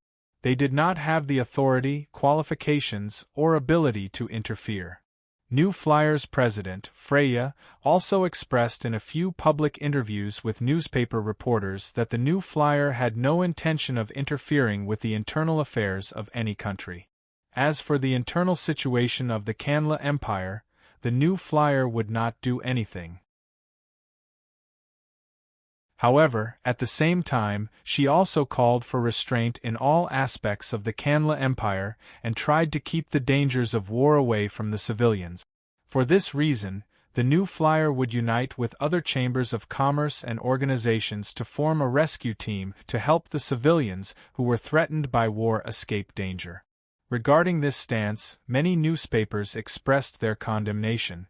The new flyer clearly had this ability, but instead of stopping the deterioration of the Kanla Empire's internal situation, they just hypocritically formed a rescue team. How was this going to help the civilians of the Kanla Empire? It was clearly taking advantage of the war to steal people from the Kanla Empire. The new flyer had always been shouting that it lacked people on the Demon Cloud continent, but because it was too far away, not many people were willing to go. However, in recent years, because the signs had fallen into war, more and more people chose to go to the Demon Cloud continent because they could not bear the pain of war. Among them, there were many high-level magic researchers and skilled technical workers. Many newspapers had once lamented that if the war continued, the Kanla Empire would lose a lot of talents in all aspects, and the Demon Cloud continent would benefit in the end. Or to put it more bluntly, the new flyer. Therefore, there were many newspapers that said that the wars on the Signs continent were secretly stirred up by the Frestek Chamber of Commerce. Because no matter how one looked at it, the Frestek Chamber of Commerce didn't suffer any losses from the wars. Rather, they gained the greatest benefits from this, so they had enough reason to do this. Regarding such doubts, the new flyer expressed strong condemnation. For this reason, the new flyer released a series of data. The data showed that compared to before the war, the sales of all the new flyer's products had declined significantly, and it was more obvious year after year. The latest data showed that because of the large-scale civil strife in the Kanla Empire, the sales of all the new flyer's products had declined severely. As a result, the annual sales of the new flyer had declined every year. Last year, it had even fallen to almost the same level as 13 years ago, barely exceeding 3 billion gold coins. It had to be known that before the war, the annual sales of the new flyer had exceeded 5 billion gold coins, which was second to none in the signs. The war had such a serious impact on the new flyer, so why did the new flyer still support the war? Compared to any words, it was clear that data was more intuitive and more convincing. Therefore, after the new flyer released this series of data, the voices criticizing the new flyer in the signs decreased a lot. After all, the new flyer's response was very reasonable. For any chamber of commerce, they certainly hoped to have a peaceful and stable environment, so that more people could buy things, and the profits of the chamber of commerce would increase. The new flyer had always adhered to the concept of peace, and the previous president, Su-yi, had publicly stated many times that he hoped that the signs would always be in a state of peace.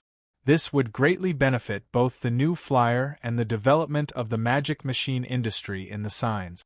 In the end, as soon as Su-yi stepped down as president of the new flyer and left the signs, the countries on the continent couldn't wait to start a war.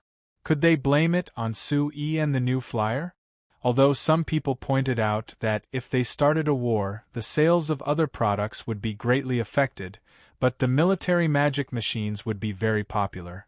The Frestek Chamber of Commerce would sell large amounts of military magic machines to other countries in secret, making a large profit from the war. However, this point of view was immediately overturned. If the new flyer was willing to do this, then it would be better to directly support one country. With the new flyer's strength and powerful magic machine industry, if it clearly expressed its support for one of the two empires, the other would have been destroyed long ago. Wouldn't the benefits from this be much greater than just selling the military magic machines? Looking at the current situation in the signs, whether the new flyer supported the Mala Empire or the Nozdormu Business Union Kingdom, they could quickly defeat their opponents and obtain great advantages and benefits in the signs. No matter how you looked at it, it was much better than just selling the military magic machines. The various analyses couldn't explain why the Frestec Chamber of Commerce had this kind of attitude, so everyone was confused. What did the new flyer want to do?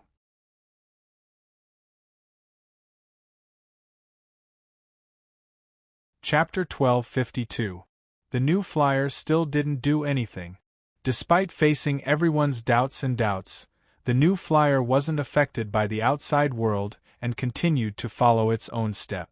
Although the chaos of war had caused the sales of the Frestec Chamber of Commerce's products to drop, it wasn't that everyone on the Signs continent was affected by the war. The Frestec Chamber of Commerce's products were still very popular in countless countries and regions, so the Frestec Chamber of Commerce could still earn large amounts of profit from this. Even in the regions affected by the chaos of war, the new flyer's magic machines were still very popular.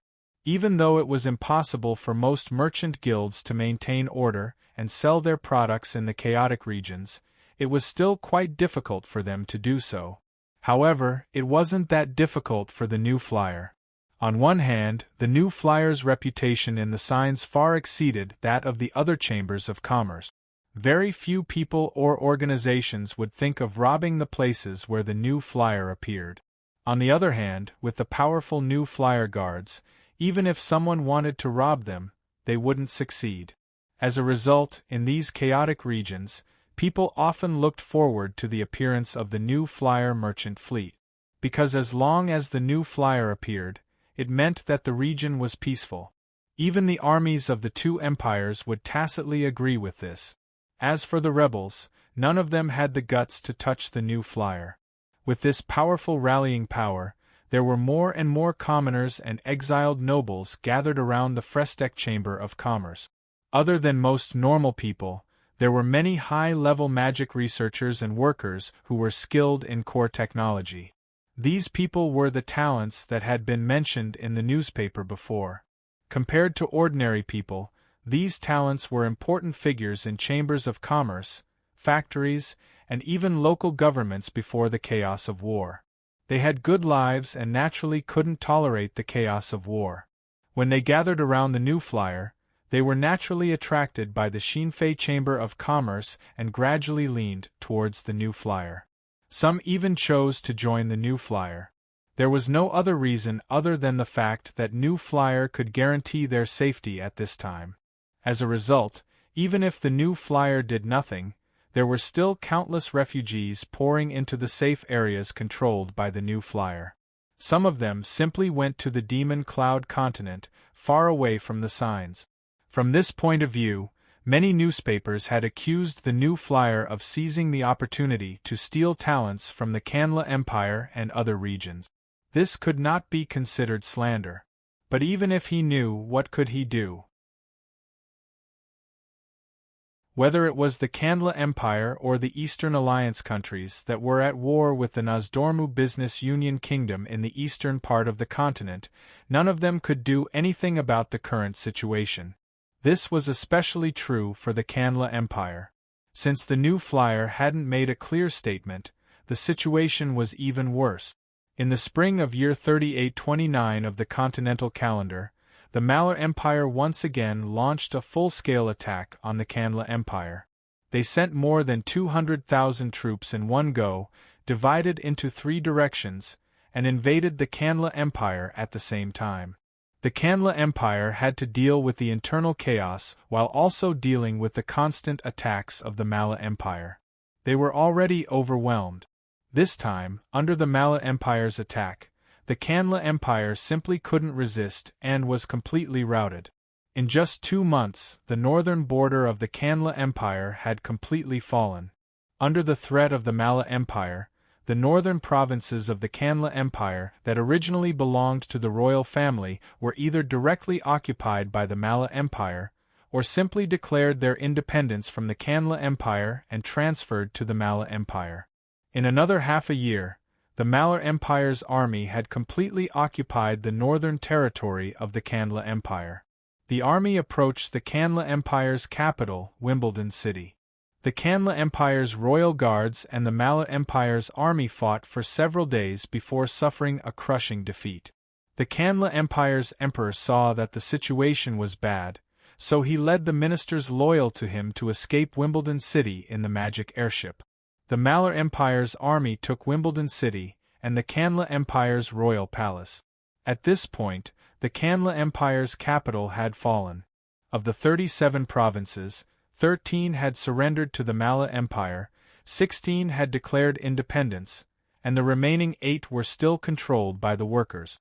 There wasn't a single province that accepted the leadership of the Kanla Empire's royal family.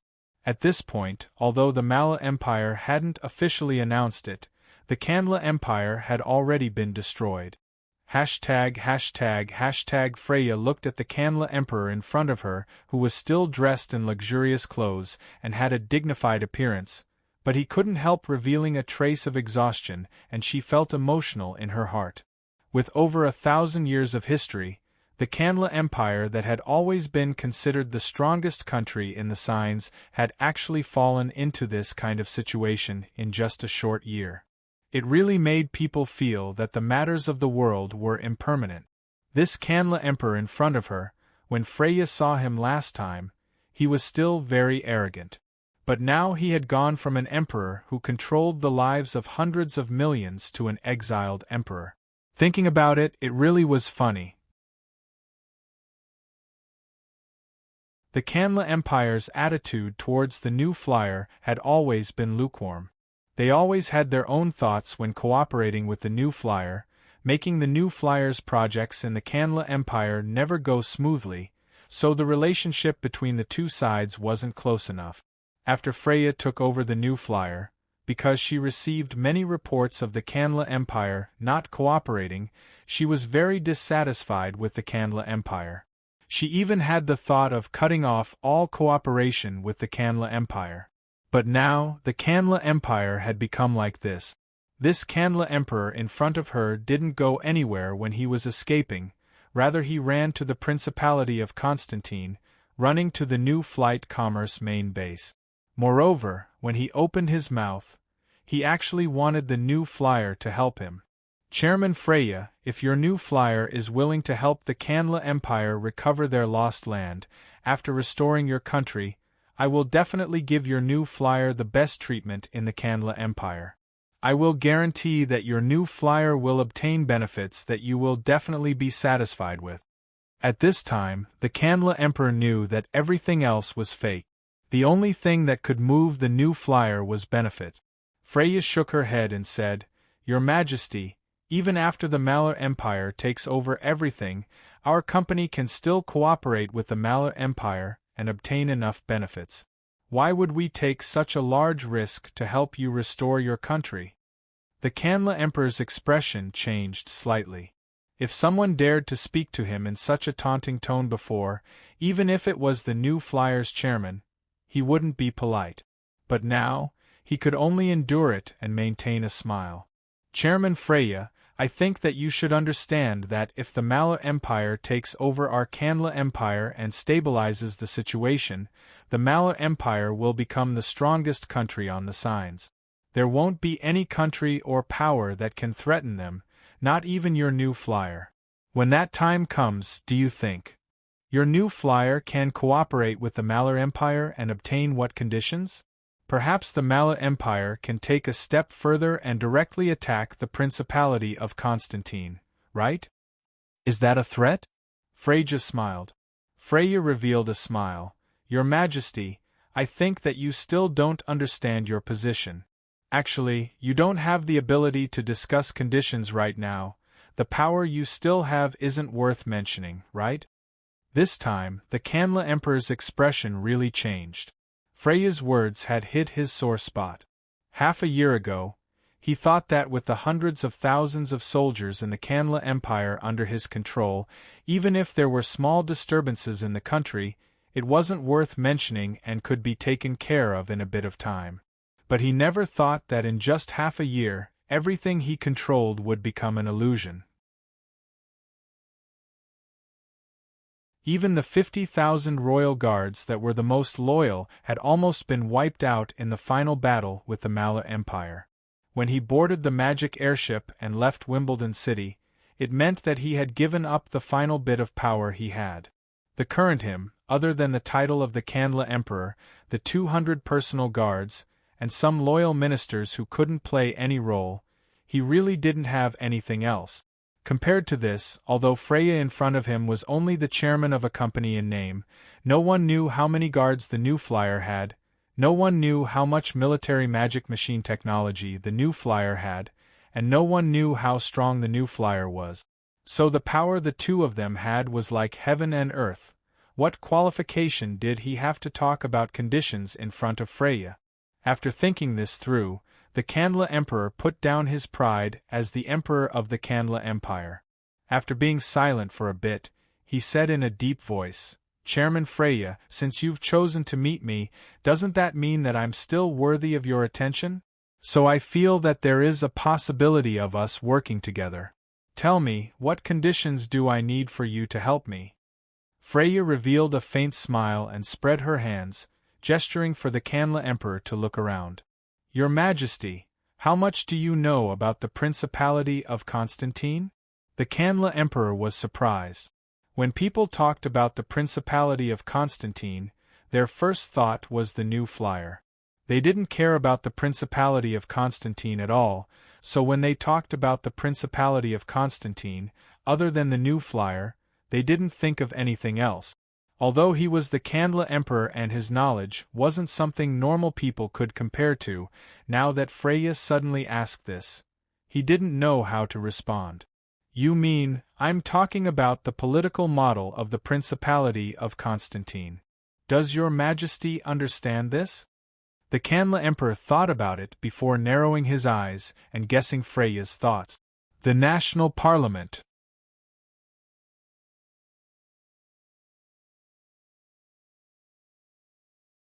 Chapter 1253. The early summer sun shone down, raising the temperature of the street. Walking on the streets would make one feel hot and dry. However, Cooler didn't seem to care about the heat at all as he strode forward. Instead, he unbuttoned his shirt and exposed his sturdy chest, putting on a bold and magnanimous demeanor.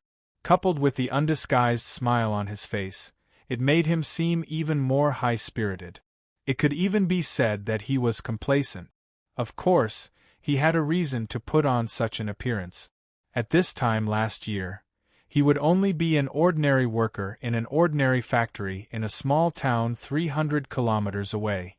However, ever since the news of the workers rioting in the southern province spread, he took the opportunity to lead a group of familiar workers to start a riot as well. His status then rose accordingly. Now, he had become the leader of the largest worker organization in the former Kandla Empire's Lamask province.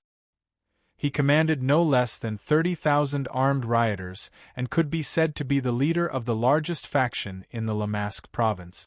After the Kandla Empire was destroyed, there was no one in the Lamask province who could pose a threat to him. Even the imperial army led by the governor's office in the Lamask province had defected to his side and became one of his aides. Currently, within the Lamask province, not only did most of the commoners support him, even the nobles could only look up to him. Every time he thought about how those noble lords who used to be high and mighty could only bow and scrape before him with smiles on their faces, Claverai felt his mood improve. This kind of life was something that he had never imagined before. Look, even a large merchant guild like the New Flyer could only send someone to invite him and express their desire to discuss cooperation with him. With such an attitude, it meant that the New Flyer also acknowledged his influence in the Lamask province. It was enough to prove his current position in the Lamask province. "Chairman Cooler, please come in."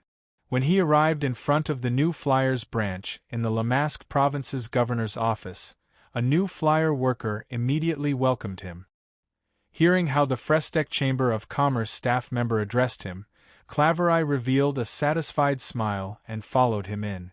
The so-called Chairman Claverai was actually after he led the workers to riot. In order to make it easier for him to lead the rioting workers, he didn't want to be called a count or a marquis like the nobles of the Kandra Empire, so he called himself the chairman of the Lamask Province Workers' Union. The others called him chairman.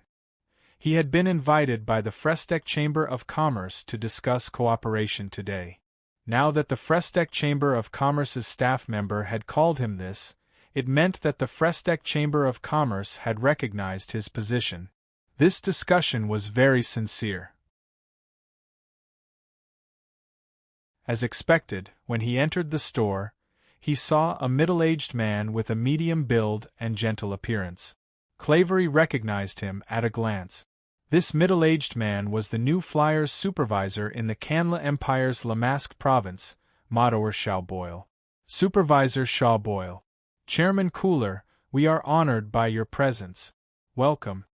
Supervisor Shaw Boyle laughed and took the initiative to extend his hand. Cooler reached out and shook hands with him, his heart filled with emotion. Although Supervisor Shaw Boyle in front of him was only a supervisor of a branch in the Lamask province, he was actually one of the top figures in the Lamask province. Before this, those who could meet with him and even talk to him were all important figures in the Lamask province. But now, he personally stood up to greet him. In the past, this was simply unimaginable. Supervisor Shaw Boyle, this isn't the first time we've met. It's just that I recognized you before, but you didn't necessarily recognize me. Hearing Cooler's words, Supervisor Shaw Boyle was a little surprised. Oh? I don't know where we've met before, but I didn't recognize you, Chairman Cooler? Cooler laughed. At that time, I was just an ordinary worker in the factory. I just happened to run into you, Supervisor Shaw Boyle, when you came to visit our factory, and I was fortunate enough to meet you. At that time, of course, I recognized you, but you didn't recognize me.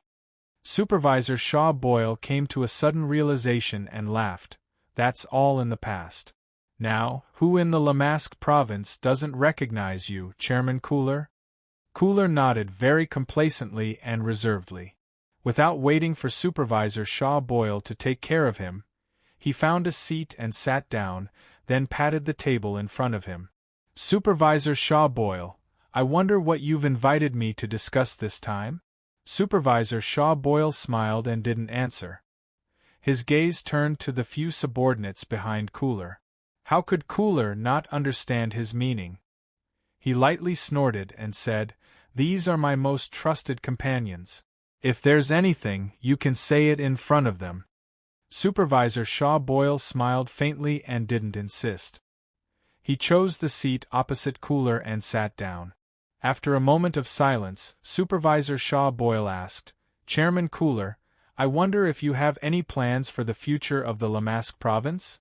Cooler narrowed his eyes and asked back, "Supervisor Shaw Boyle, what do you mean by that? I'm sure you're well aware that the Lamask province can't remain in this state forever. It will eventually return to normal. Then, Chairman Cooler, as the chairman of the Workers' Union, don't you have any ideas?" Cooler's heart moved. He looked at Supervisor Shaw Boyle and said tentatively, "If the new flyer is willing to assist our union in restoring order in the province, we will certainly repay this in the future." Supervisor Shaw Boyle shook his head. Chairman Cooler, restoring order in the province isn't difficult. The difficult part is how to maintain it. To put it bluntly, have you thought about how to manage the entire Lamask province? Cooler was stunned. Although he had thought about this question many times, he was still just an ordinary worker. He didn't have any knowledge in this area. Even if someone had pointed it out to him, he was completely clueless. Now that he was asked by Supervisor Shaw Boyle, he thought about it, but could only answer according to the answer that someone had pointed out to him before. First, we need to rebuild the law. Then, we need to restore communications, transportation, electricity, and other basic facilities. As long as we can satisfy the basic needs of the majority, it's actually very easy to manage. Supervisor Shaw Boyle sighed. Chairman Cooler, it seems that you haven't seriously thought about this problem. Since that's the case, we have nothing to talk about this time. When you have thought it through, we can continue this topic. The faces of Cleverly and his subordinates behind him all changed. What do you mean by this? Cooler sternly asked. Supervisor Shaw Boyle, could it be that you specially invited me here just to make fun of me?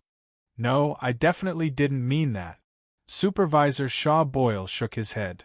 I very seriously wanted to invite you here to discuss the future arrangements of the Lamask province. But Chairman Cooler, you clearly aren't prepared. There's no meaning in continuing our conversation today, so let's end it here. Cooler could be said to be awe-inspiring in the Lamask province in the past year. Everyone had to be a bit apprehensive when seeing him. Even those high and mighty nobles had to lower their heads in front of him. Now that Supervisor Shaw Boyle had unceremoniously ordered him to leave, he suddenly felt a bit suffocated in his chest. What? Supervisor Shaw Boyle, what do you think I'm not prepared for? Cooler's tone couldn't help but carry a bit of gloominess. Or do I have to follow the arrangements of your new flyer? Supervisor Shaw Boyle turned a blind eye to the ominous glint in the eyes of Cooler and his subordinates behind him. He still maintained a smile and nodded, yes. Our new flyer already has a detailed plan for the future of the Lamask province. I hope that Chairman Cooler can think about it carefully and work hard to cooperate with our work. Cooler dragged out his voice. Dare I ask Supervisor Shaw Boyle, how many guards did your new flyer invest in the Lamask province for you to dare say such words? Supervisor Shaobuya smiled faintly and took a sip of his tea, but he didn't answer. Cooler flew into a rage and slammed the table with force. He stood up abruptly and glared at Supervisor Shaw Boyle. His mouth trembled, but he only snorted heavily and turned around to leave. Several of his subordinates hurriedly followed him out. One of them moved closer to Cooler and asked doubtfully, Boss, this guy dares to speak like that. Why didn't you order us to chop him up? Idiot! Cooler glared at him fiercely. Do you know what kind of person he is? Chop him up? Do you believe that the new flyer can flatten the entire Lamask province in minutes? Several of his subordinates looked at each other and were speechless. The reputation of the new flyer didn't just rely on them sweeping the signs with all kinds of magic machines. What truly made everyone wary of it was its previous glorious battle record. The past 30 years of history had already proved that once the new flyer supported a country, that country would inevitably become incomparably powerful. Even the two great empires couldn't avoid this. In front of such terrifying strength, no matter how arrogant Cooler was, he couldn't possibly think that he could resist the new flyer with only a few tens of thousands of workers and less than 10,000 soldiers of the former Kanla Empire under his command. But when Cooler tried to calm himself down, a trace of joy appeared in his heart. No matter what, the new flyer had specially invited him over to discuss the future arrangements of the Lamask province. This proved that they at least acknowledged his current position in the Lamask province. This would be a decisive help for him to truly control the entire Lamask province in the future. If he really obtained the support of the new flyer, becoming the new governor of the Lamask province would no longer be a fantasy. Thinking of this, Cooler took a deep breath and once again put on a confident appearance and strode forward. What was the name of the bookworm who gave him pointers before? It was time to find him again and ask him what he should do in the future. What Cleavery didn't know was that in the Frestec Chamber of Commerce's branch, Manager Shaobuya had already taken out a small book. He drew a line under Cleavery's name before giving orders to his subordinate. Go and contact the next one.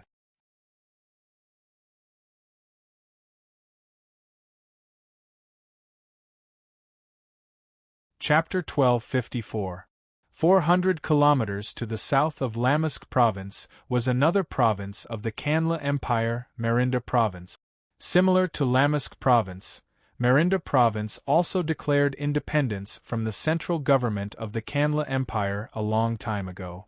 But what was different from the Lamask province was that the Merinda province wasn't forced out of control because of the workers' riot. Rather, the Merinda province's governor's manor announced that they wouldn't listen to the Kandra Empire's parliament. Although they did not officially declare independence, it was more or less the same thing.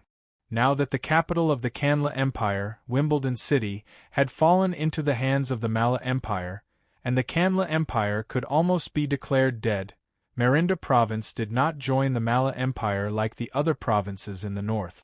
Instead, it declared autonomy. Among the original 37 provinces of the Kanla Empire, Merinda Province's performance was seen as very loyal to the imperial family. But the governor of Merinda Province did not say much, and no one knew the true intentions of the former governor, Duke Wellon. After Wimbledon City fell and Merinda Province declared autonomy, the governor of Merinda Province had been working hard to stabilize the internal situation of Merinda Province and did not have much contact with the outside world.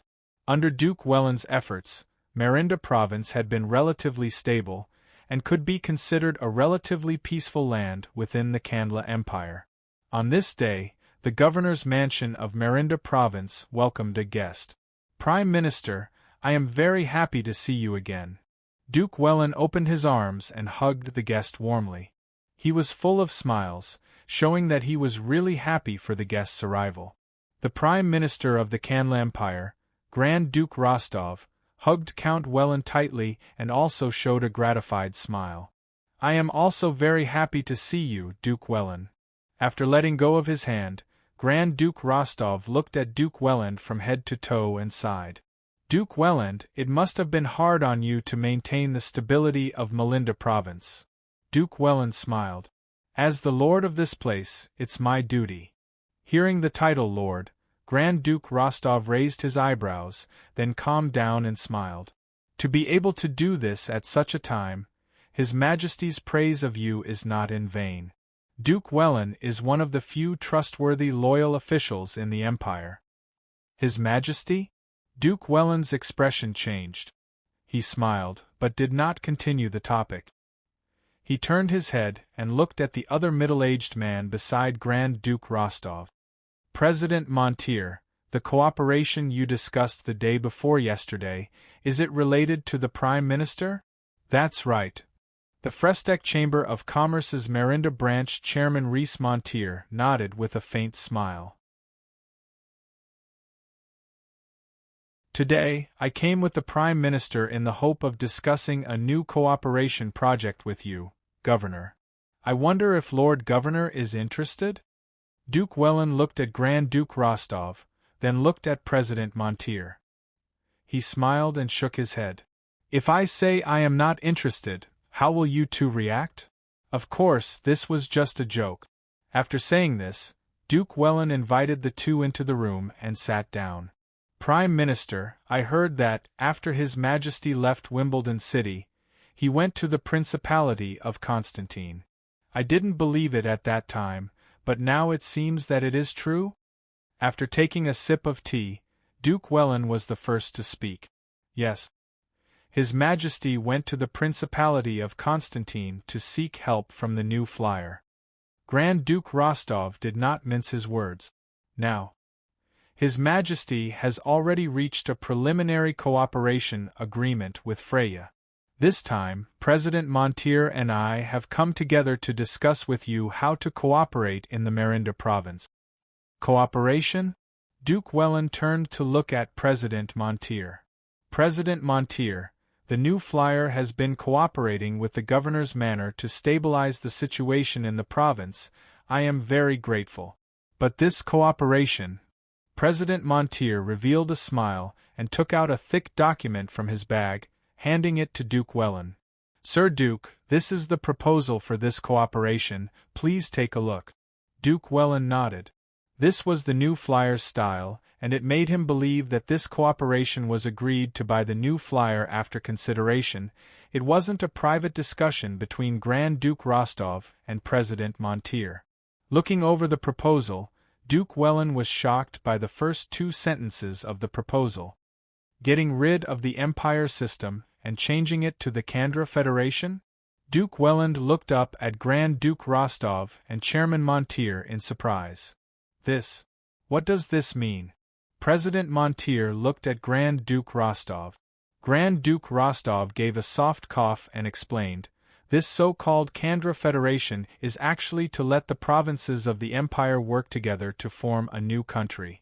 It will have the unity and strength of the empire, but it will also allow the provinces to have a high degree of autonomy, allowing the provinces to have their own power. With Grand Duke Rostov's detailed explanation, Duke Wellin finally understood what this so-called Kandra Federation was. This means His Majesty isn't planning on restoring the glory of the empire and becoming the supreme emperor again?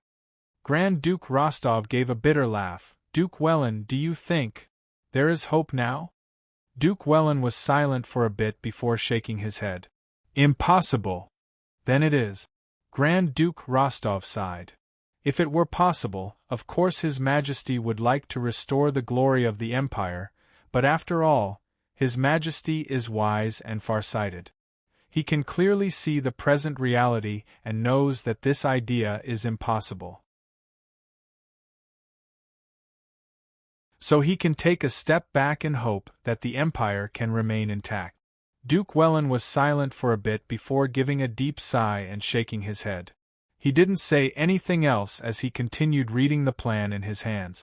After a while, he suddenly knit his brows and looked up to ask, "This Kandra Federation needs a president? After all, it is a country in name, so it needs a leader to represent the will of the entire federation." Grand Duke Rostov explained with a faint smile. That means His Majesty is interested in this position? Duke Wellin asked. No, after His Majesty has experienced the recent matters, he already has thoughts of retreating and isn't willing to participate in these matters. The one who is interested in this position is His Highness Prince Frank. Prince Frank. Duke Wellin nodded, showing that he understood. If it was said that the Emperor didn't care about losing face, running to the new flyer to restore the foundation of the Kandla Empire, but he didn't care about the Kandra Federation at all, Duke Wellin definitely wouldn't believe it. Now that His Majesty had chosen to retreat behind the scenes and let His Highness Prince Frank walk to the front, this was a very wise choice that could gain the recognition of more people. After reading the plan for a bit, Duke Wellin was silent for a bit before saying to Chairman Montier in a deep voice, "Chairman Montier, I can see Chairman Su's shadow in this plan." Chairman Montier laughed. "That's right, when we were discussing this plan, we asked Sir Chairman for many opinions." "Then what is Chairman Su's final opinion on this plan?" Sir Chairman's original words were, "I only propose this method, and whether the people of the Kandla Empire are willing to accept it or not, that's their problem." Chairman Montier imitated Su Yi's tone. "That means that Chairman Su didn't express his opinion? President, if you didn't support this model, you wouldn't have given so many detailed suggestions, right?" President Montier said. Chairman Montier said, "Sir Chairman hasn't cared about signs for many years, only this time he cared. He even had many video conferences with the high-level members of the company and gave his opinion." "It's like this." Duke Wellin nodded. After thinking for a bit, he turned to Duke Rostov and said, "I have a general idea of why you're here. But Sir Prime Minister, I can't give you an answer right now because I can't see the possibility of this plan succeeding." "Even with the help of the new flyer, you still think it's impossible?" Duke Rostov said in a surprised voice. "If the new flyer is willing to help, then it's very possible, but right now, Duke Wellin looked at Chairman Montier and shook his head. "I can't see the sincerity of the new flyer right now." Duke Rostov knit his brows. When he wanted to say something, Chairman Montier was already a step ahead. He gave a laugh and said, "Sir Governor is right. We businessmen always follow the principle of giving money and giving the good. Right now we haven't shown enough valuable things to prove it, so naturally we can't expect the governor to believe us so easily. Sir Prime Minister, am I right?" Duke Rostov frowned and looked at Chairman Montier. He thought for a bit and nodded slightly. Chairman Montier continued, "But I ask the Lord Governor to be assured, our Frestec Chamber of Commerce won't do meaningless things. Since we're here to invite you to work together, of course we won't say it for nothing. Next, we'll take some corresponding actions. I believe that after you see it, you'll believe in our sincerity." Duke Welland nodded without hesitation. "I'm looking forward to it." Chairman Montier and Duke Rostov exchanged a look, stood up together, and left.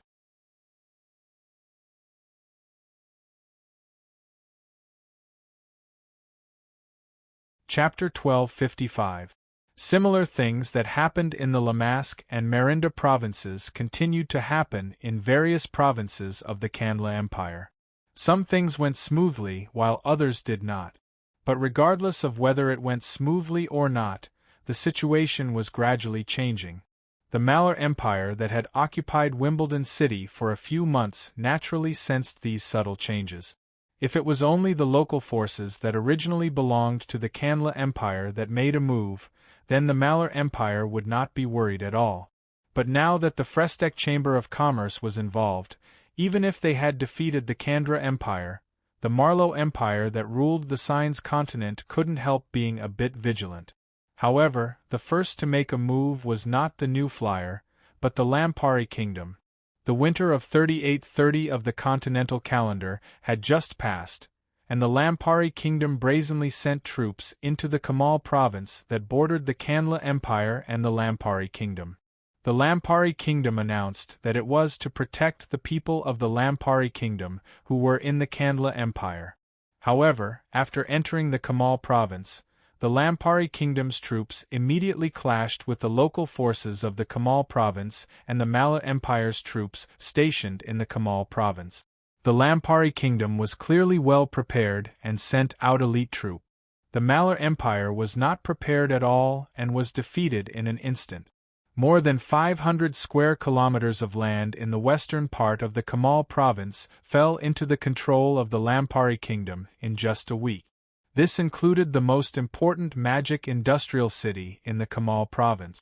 The Malur Empire quickly responded to this.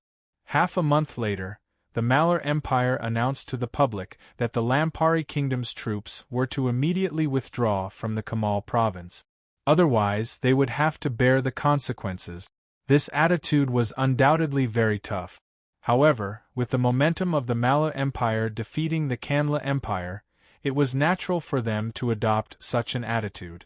However, to everyone's surprise, the Lampari Kingdom's response was just as tough.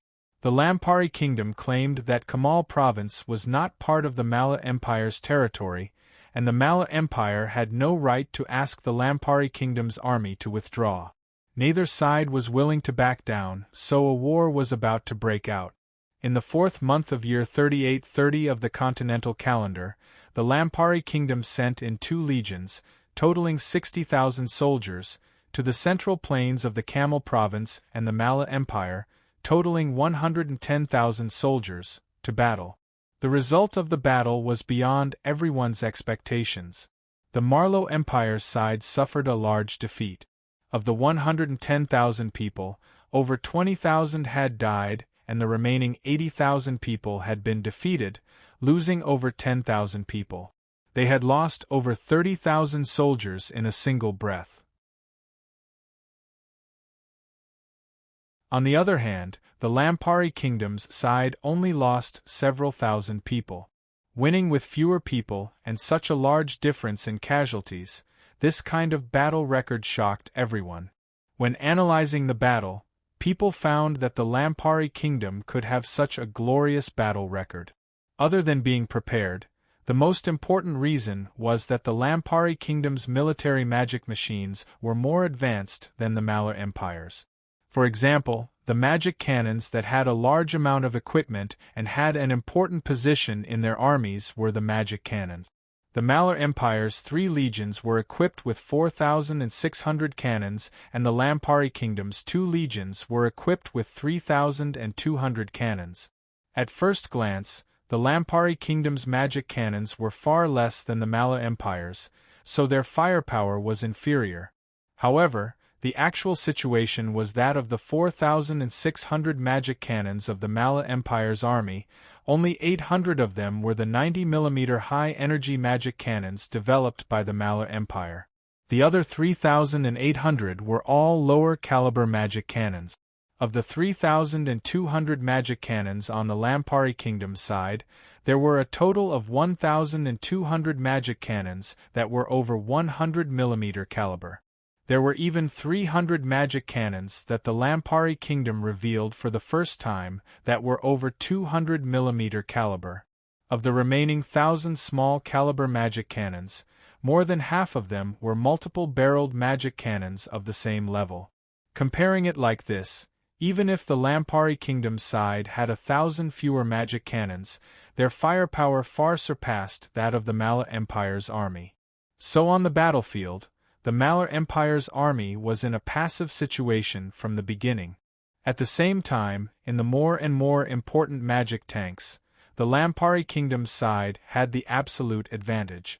The Lampari Kingdom only had 2 regiments, but they were equipped with 500 magic tanks. Compared to the 300 magic tanks of the Mala Empire's 3 regiments, the Lampari Kingdom not only had the absolute advantage in terms of numbers, they also had the advantage in terms of armor thickness, firepower, and even movement speed. Like this, on the ground, the Mala Empire was not only passively beaten, they couldn't even resist the attacks of the Lampari Kingdom at all. Of course, after experiencing the baptism of the military magic machines, the battles on the signs were no longer limited to the ground. In the air, there was also an important battle between both sides that was becoming more and more important. The concept of air supremacy was proposed by the new flyer over 20 years ago, and it was more and more important to the various countries.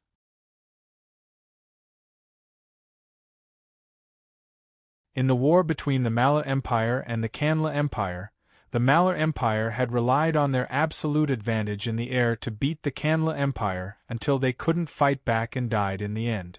But now, in this battle, the Lampari Kingdom's air supremacy was a level higher than the Mala Empire's. In this battle, the Lampari Kingdom had sent in 3 magic battle airships at once. They had a total of 300 magic battle airships that could surpass 300 kilometers an hour, completely crushing the Mala Empire's magic battle airship.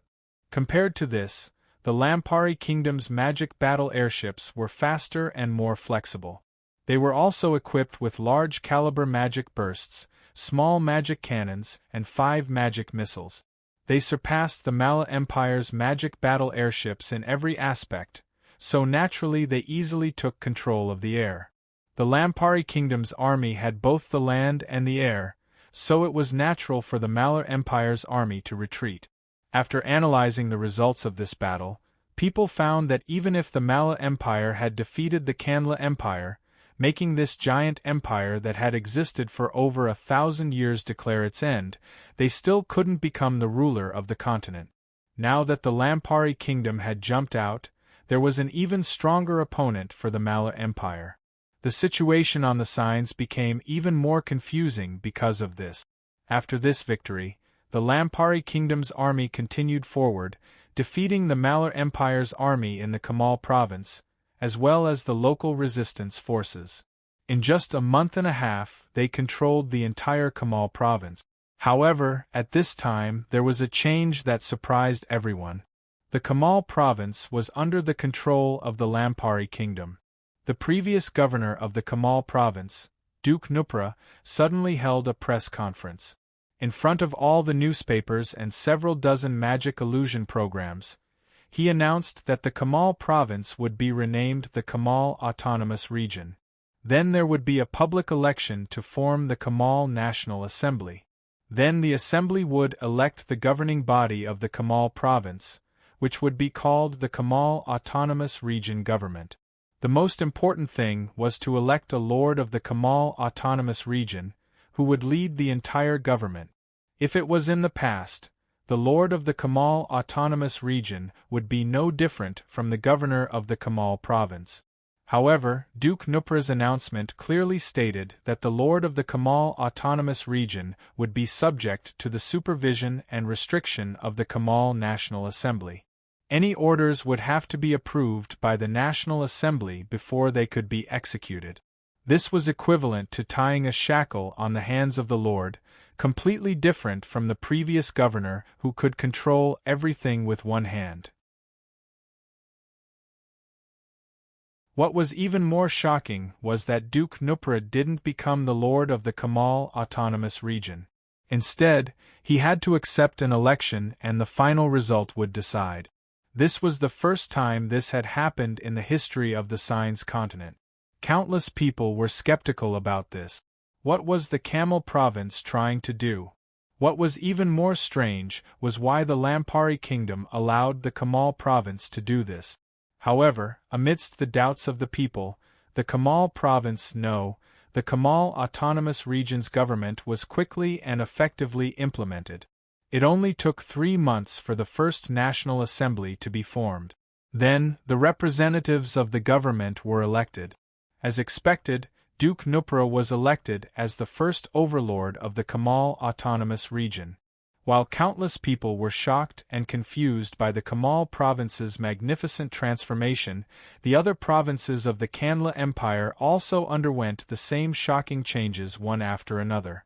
First, the 3 southern provinces announced that they would be converted into autonomous regions, just like the Kamal province. They would undergo a government reorganization and elections. Following that, 2 other provinces that were deeply affected by the workers' rebellion made similar moves. However, there were some differences between them. The first 3 provinces underwent the same changes as the Kamal province, but the latter 2 provinces were slightly different. Because they were deeply affected by the workers' rebellion, the 2 provinces had long lost the Governor-General's authority that they had when they were under the Kanla Empire. Therefore, they could only undergo a complete reorganization. Compared to the Kamal province and the other 3 provinces, these 2 provinces were the least affected by the old nobles. The majority of the National Assembly formed were civilians. However, this didn't have much to do with the people in the Signs. Most people were more concerned about the outcome of the battle between the Lampari Kingdom and the Malar Empire. You're tuning in to the Phoenix Knights YouTube channel. Don't forget to subscribe and join us on this journey to catch the most captivating stories.